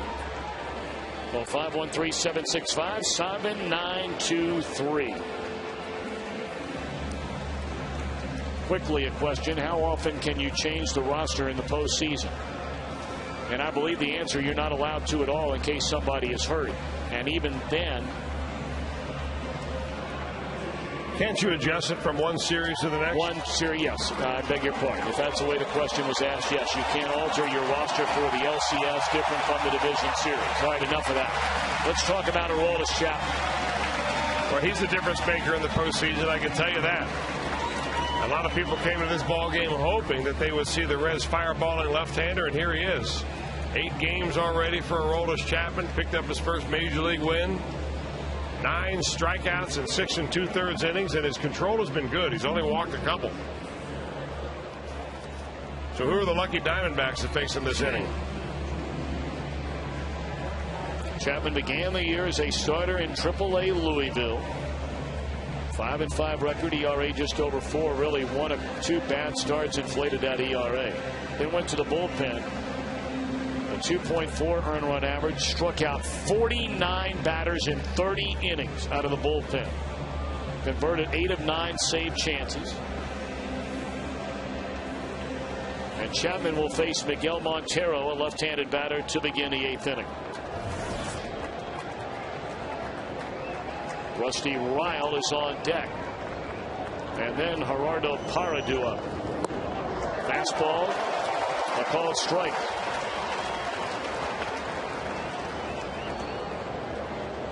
Crowd looking around for the radar gun, and for some reason it's not turned on out there in left center field, or maybe having a few wrinkles in it. That one at 99.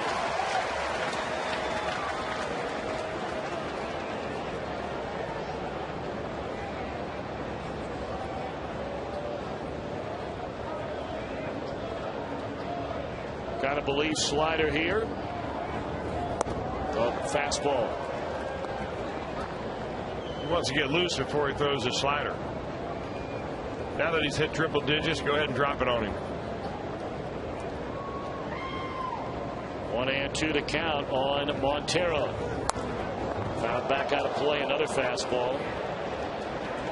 And again, the radar gun here inside the ballpark, and you can tell the reaction of the crowd. They want to know how hard this guy's throwing. I know there are a lot of people out there that think that is not a good thing for a lot of pitchers, that they're the ones looking up there on the scoreboard and, you know, what's the miles per hour read on a pitch. But for the fans, they want to know.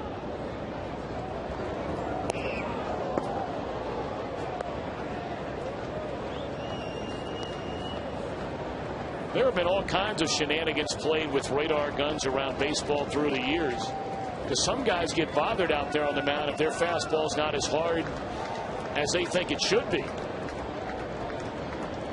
Here's a 2-2 pitch. Broken bat roller. Oh my. 1 out in the inning. I remember when the Diamondbacks had Randy Johnson, Curt Schilling, and they were practically every year going toe-to-toe with the Giants to win the West for a handful of years, as this one just eats up Montero. That's an unhittable pitch. There were many that felt like out in San Francisco they would turn the radar gun down when Randy Johnson pitched, because he'd take a peek out there and it'd get under his skin if it only said 93, 94. That's been done in a lot of places. That's home field advantage. It is. And why not take advantage of it? I'm not sure why a pitcher would really want. Of course, I was never a guy that impressed the radar gun anyway, but I guess it's a way of determining how hard you're throwing on a certain night. But usually the hitters will tell you whether you're throwing hard enough or not. That's about right. Still a 1-run game. Slider down and into Ryle.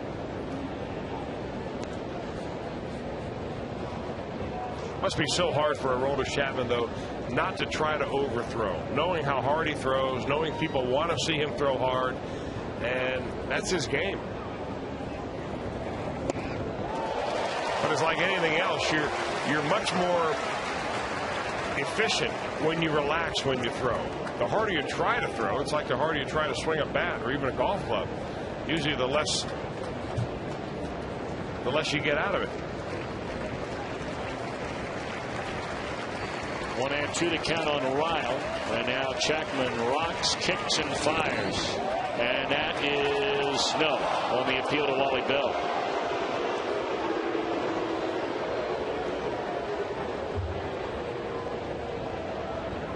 Ryan Roberts waits in the on-deck circle. He would bat for Parra.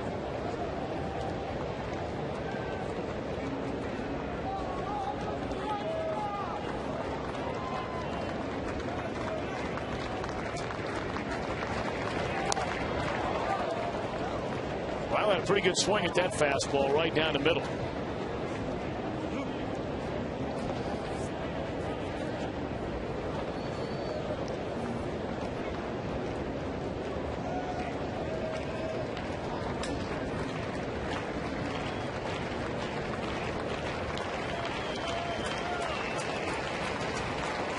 Two again. 100-mile-an-hour fastball swung on and missed, 2 away. Well, 100 miles an hour on the black. Here it comes. There it goes. Diamondbacks have now struck out 12 or more times in 8 of their last 9 games.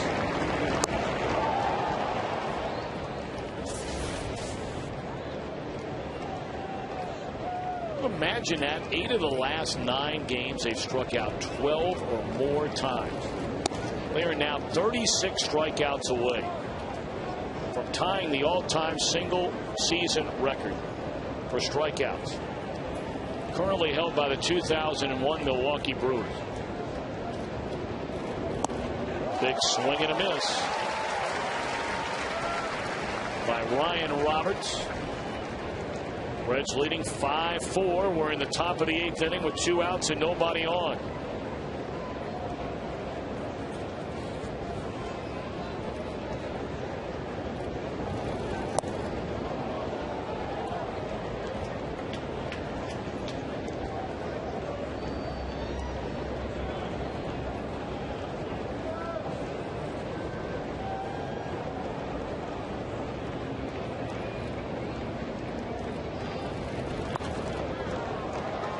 Found out of play again, and it's 2-2 on Ryan Roberts.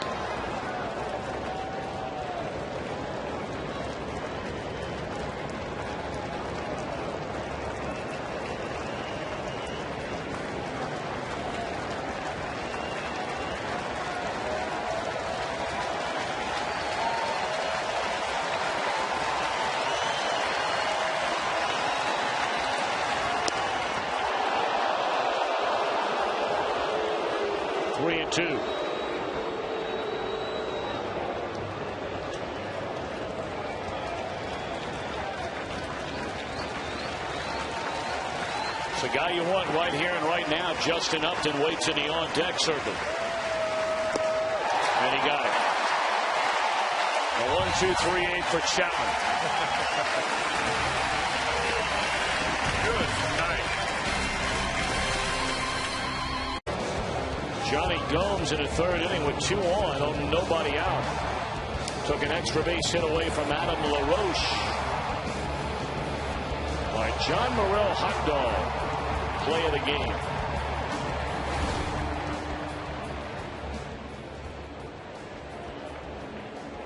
By the way, we understand all the radar gun velocity you saw as Robert stays in the game to play right field.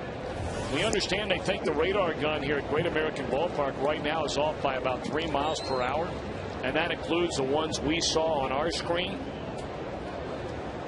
And they're getting to work on that thing, we're told, to try and get it fixed, because apparently the scouts' radar guns on average were about 3 to 4 miles per hour higher than the numbers we saw. So those 98 and 99s might have been like 101, 102. And Cabrera has his 3rd double of the night. What a series he has had.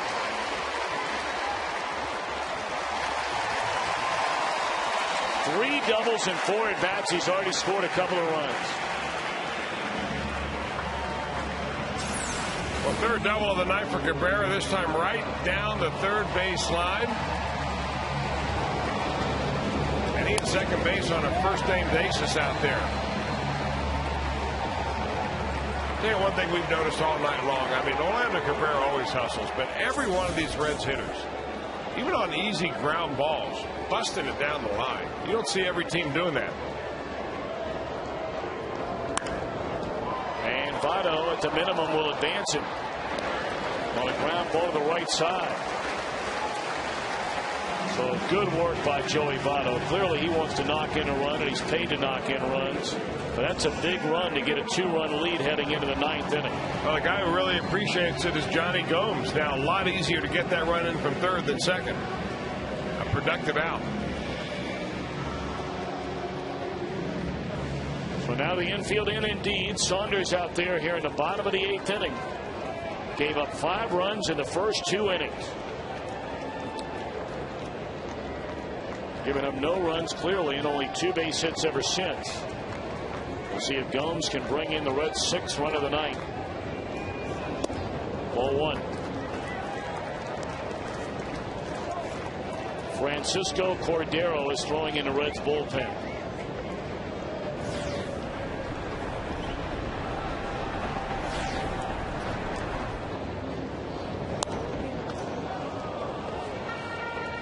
You know, it's funny, Tom, every time I tell those local sheriffs or highway department police officers that their radar gun is off, they don't believe me.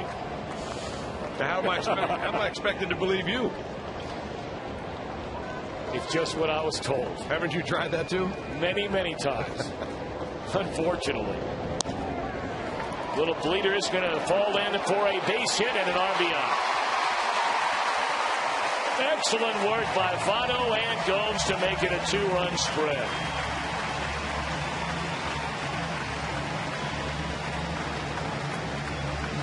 Well, they don't ask you how you did them, they ask you how many you got. And right there for Jonny Gomes, another run batted in and makes it a 2-run edge for the Reds. And the other thing about that is you don't get that little flare in right field unless you have a reputation for having some power, because the right fielder is going to be playing deeper on you than other guys. And that ball falls right into no man's land, and there comes Orlando Cabrera. But not before Kirk Gibson will come to the mound. Joe Saunders really battled tonight. You've got to give the young man credit. He was in a pile of trouble after the front 2 and hung in there. American League player to watch. Man, that's a hard question. There's a lot of players over there I like. Carl Crawford of the Tampa Bay Rays. Good blend of power, exceptional base runner, great base stealer. I like his game. Fastball in there, a strike. Esmerling Vasquez, a new pitcher for Arizona.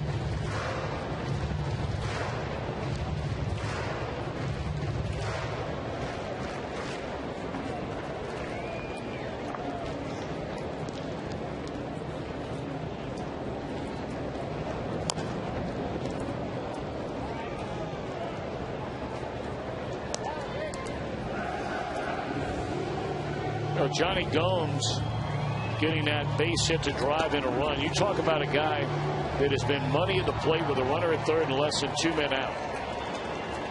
He is 14 for 28 in those situations. You tack on 9 more sac flies. And Gomes by far in that category the leader with 31 runs batted in. And that's a guy last year, and Chris, we talked about it all the time. And Dusty Baker just kept pounding and pounding and pounding into Gomes' mind once they brought him back very late in the winter and said to him, look, you're going to get a chance to play. And last year, too many times you had a runner at third with less than 2 men out. You strike out. He bounced into a number of double plays with maybe runners on the corner as 1 man out. And I mean, just kept pounding away on Gomes all spring. You've got to be better in that situation. Well, he's been the best by far on the team. That's where a strikeout kills you.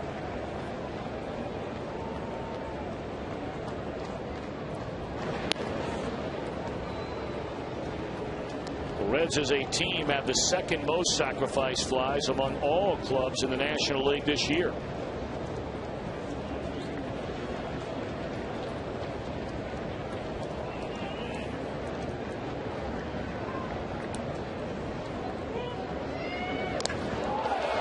left center field off the bat of Cairo. Back to the wall and in and out of the glove of Ryle.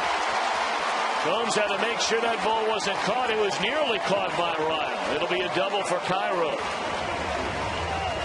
That really should have been caught. It was right in and out of his glove. Rusty Ryle, as you remember, was a left fielder back in when the Reds were in Arizona that had a fly ball right in his glove in left field, and the ball popped out, and then the Reds went on to score 5 runs in the inning. This ball's in his glove again.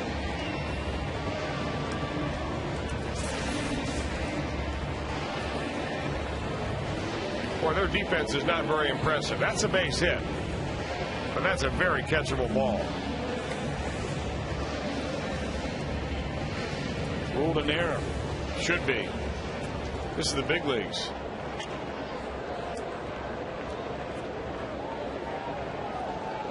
Guy's got a goat head in his glove.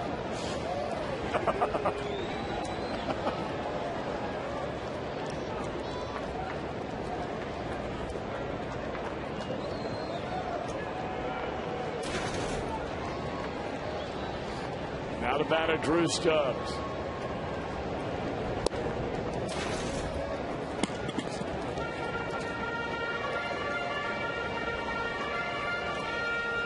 Well, the first pitch out right there. The Diamondbacks know that the Reds have had a bunch of squeeze plays this year. They sure have.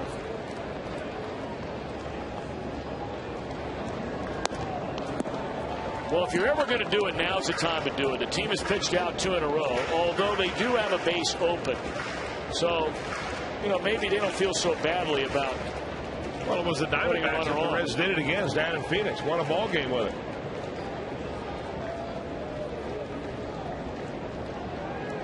Yeah, they pitch out for a 3rd time in a row. Now they're going to walk right here. So load him up. Yonder Alonso will be sent up as a pinch hitter for Aroldis Chapman. And it is indeed ball 4. It got away momentarily from Montero. So they are loaded for young Mr. Alonso. Had a base hit as a pinch hitter here last night. And Alonso looking for his first major league RBI.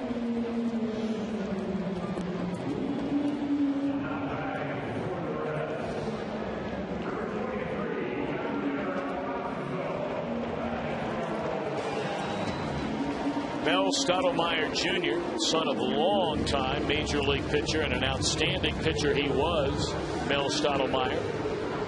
And, of course, he was a long-time pitching coach for Joe Torre and the Yankees, and a great run they had there through the 90s and the first decade of this century. And, of course, his brother Todd Stottlemyre, an outstanding pitcher in his own right for many, many years. Well, Kirk Gibson's got a bunch of pitchers down in the bullpen at his disposal if he wanted to use them. 3 left-handers, Hampton, Noberto, and Kroenke. And a whole cubby of righties down there, but he's going to stick with Vasquez. Alonso 3 of 9 since he was brought up from the minor leagues. And his ball is off the end of the bat in his shallow left field, and it is caught. And everybody stays put, so Yonder went up there and swung at a first pitch and a pitch away from him he wasn't going to do much with.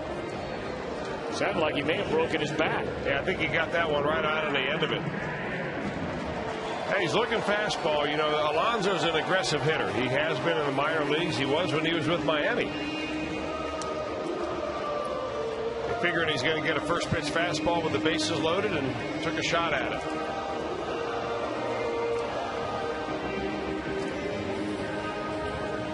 Well, here's a guy whose bases loaded numbers this year are just sick. Hannigan. 5 hits and 9 at bats. 14 runs batted in 9 at bats with the bases loaded. One of them you may remember. I can't remember. They must have given him an inside the park grand slam, right? That game against Atlanta. Remember the ball was rattling around out there and he's running all over the place. I don't think they gave him an inside the park. He's hit one into the second deck was a grand slam, wasn't it? Okay, then that was not an in, but he scored on the play. He did. He'd make you throw your strike, though, I'll tell you that. That's for sure.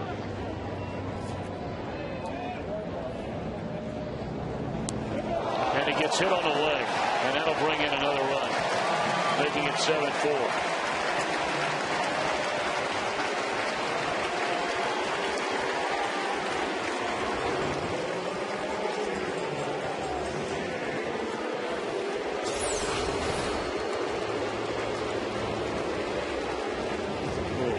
hope Hannigan's all right. Right above the knee. They just hope it wasn't on the knee. It's going to hurt. Hannigan, apparently no big deal. Now Jay Bruce. The Reds this year have the most plate appearances of any team in a league with the bases loaded. They have the most RBIs this year with the bases loaded. And they have 5 grand slams as a team. Bruce fouls it away, 0-2 the count. Yeah, I'm not sure what's going to happen in this at bat, but I'm just stunned that Kirk Gibson doesn't have a left-hander warmed up to bring him into a ball game. I mean, he's got a ball game that before this inning and the Reds scored 2 runs, he had a chance to stay right in it. And he has just not managed his way right out of it. Well, the Reds have a 7-4 lead in the bottom of the 8th inning. They jumped in front 5-0 after 2. Arizona made it a 1-run game until this bottom of the 8th. The Reds have scored twice. With Chris Welsh, Jim Day, Jeff Pecoro, our entire Fox Sports Ohio crew. Jay Bruce strikes out and the inning is over, but 2 big runs. So Francisco Cordero will have a chance to nail it down. Reds lead 7-4.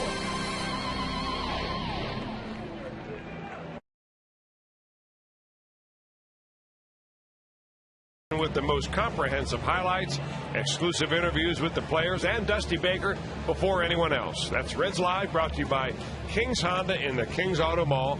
Visit KingsHondaUSA.com. Well, Chris Carpenter giving it up after his team had given him a 2-1 lead. The Cubs have come back to score 3 times to take now a 5-2 lead. Carpenter has just given up another run in the 7th inning. And they're going to take Carpenter out of the game. It is amazing, that trio we brought up earlier, which was virtually unbeatable for so long, of Carpenter, Wainwright, and Garcia, and how that has gone completely the other way, really against everybody except for the Reds, because they've owned the Reds this year. You know, they played one really great series against the Reds and showed them to be, at that series, a much better team, but they could not take care of business when they had to. And Francisco Cordero on a 3-run lead. He needs to take care of some business right here. Swinging a foul ball out of play by Tony Abreu, the pinch hitter. Well, so far tonight, the Reds bullpen has just been outstanding. Bill Bray, Matt Maloney, Nick Massett, Chapman, and now Cordero's turn. Pulled into right center field. That'll fall in a base hit. And you'll start to hear the oohs and the ahs. This crowd, they know what happened the last time Cordero came on for a save chance. That was on Sunday against the Pirates with the Reds leading 1-0. Cordero gave up 3 hits, a walk, and 3 runs. The Reds lost the game 3-1. Cordero in save chances 35 out of 43.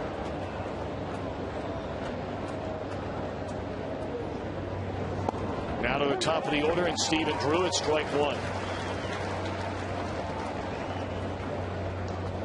5 innings.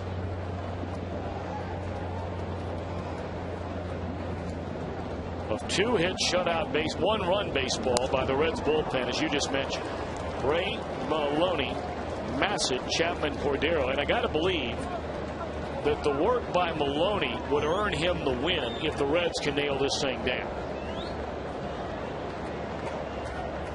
Maloney went 2 1/3 innings, allowed just the 1 hit and the 1 run.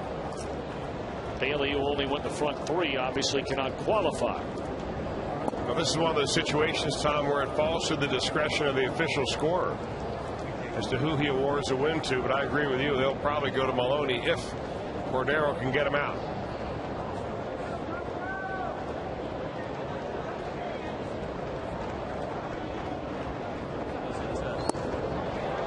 Boy, I didn't miss by much. Cordero staring into right field in disbelief.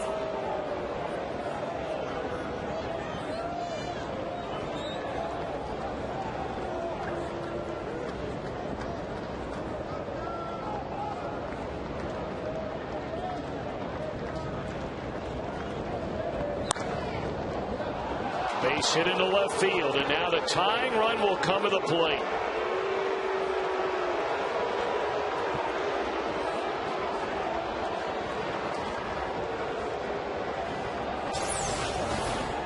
Well, taking it the other way after being given an extra breath of life, Stephen Drew picks up a base hit. Good bit of hitting. That ball up above the waist. Cordero in his last 8 games has worked 8 1/3 innings, allowed 12 hits, and given up 5 runs. Included in those last 8 games are 2 blown saves.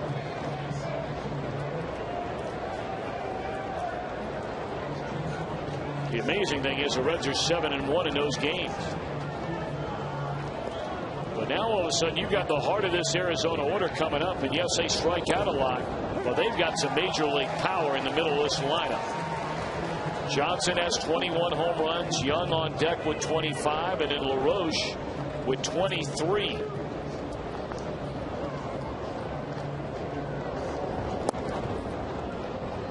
One ball and 1 strike to Kelly Johnson.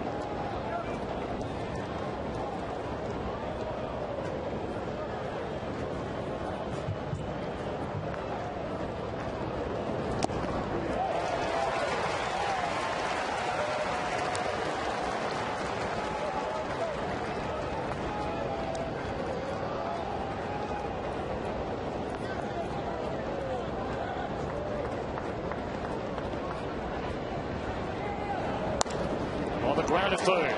Cairo to second. That's all they're going to get. That took a long time to develop. Weakly hit ball down to third. They get 1 out, so they're on the corners. But the tying run still comes to the plate. Well, a ground ball's got to be hit hard enough to be a double play. Going the other way off the outside pitch, Kelly Johnson just dribbles that ball to third base, and there's no way they're going to get the double play at all. You know, Cordero has blown his last 2 save opportunities. One of them ended up in a Reds loss, the other Reds win, but before that he converted 11 in a row.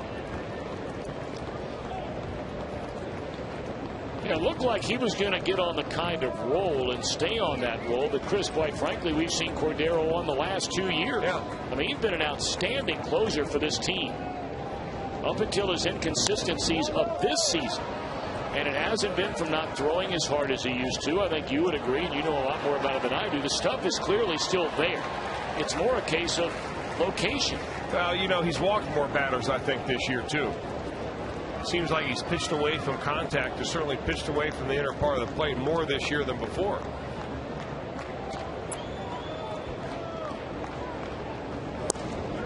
Good fastball there at the knee. Boy, nothing wrong with that.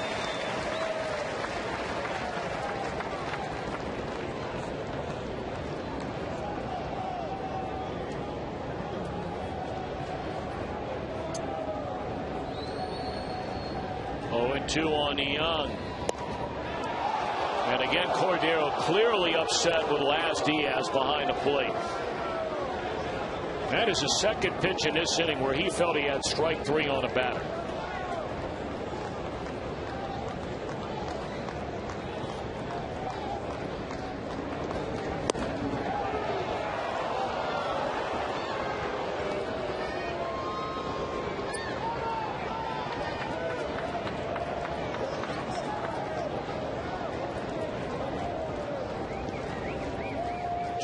Two on Young. Swinging a foul ball out of play. Cordero rushing it up there tonight. He is. And you know, the thing about it, though, Tom, if you watch the tendencies of Francisco Cordero, he really pitches away a lot. And I understand why. You don't want to be able to make a mistake, trying to come inside, leave it over, and then a guy pulls you out of the ballpark to tie it up. But every once in a while, you need to change a hitter's eye. Tapper to short, and the throw is in time to get Young. Nice play by Cabrera. For the second out, a run scores to make it a 2-run game. The tying run will again come to the plate. He runs well. You've got to get rid of it in a hurry when you get it.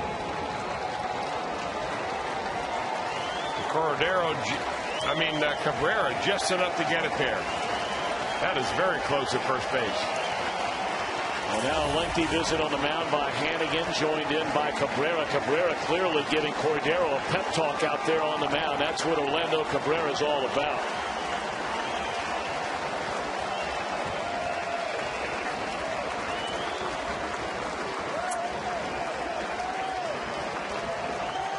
Adam LaRoche, 23 home runs, 91 batted in. The tying run here in the top of the ninth inning with 2 outs. That one low and in, ball 1. The Reds have left-hander Arthur Rhodes throwing in their bullpen.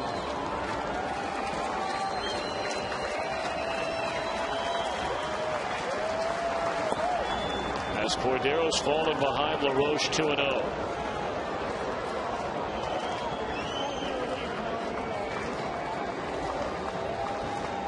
Right-handed batting Mark Reynolds would be next. He of the 32 home runs this year.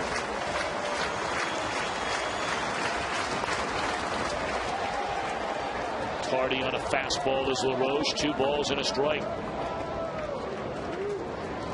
Going to the bottom of the 7th inning at Busch Stadium, where the Cubs have a 5-2 lead over St. Louis. Reds leading here by 2. If the Reds can nail it down and the Cubs do the same, 2 more games come off that magic number. It would be down to 10.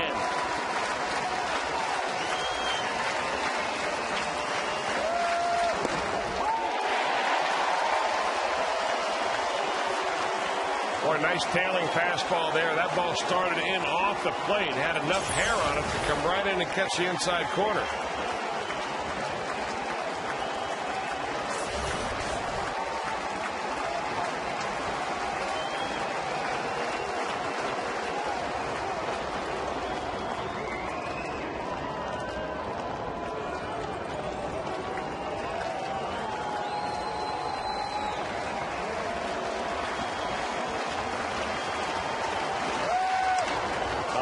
Fly ball down the right field line. Bruce near the corner at the wall and got it. Jay Bruce made the play to take away a home run. We've talked about Jay Bruce all year long. If anybody deserves a Gold Glove in the outfield this year, it is that man right there, and he shows you why yet again. The Reds were slow coming out of the dugout. You can't see that right field line from the dugout, and they didn't know what happened. The crowd went silent. Jay Bruce goes up, and that baby was out of here if Bruce hadn't gone up above the wall to save the game. The late inning defensive replacement, Jay Bruce. His defense is just unbelievable. This ball club overall, playing defense, playing hard. They're a group that loves to play together. And man, oh man, was that a team win tonight. A nail biter to the end, but the Reds come up on top.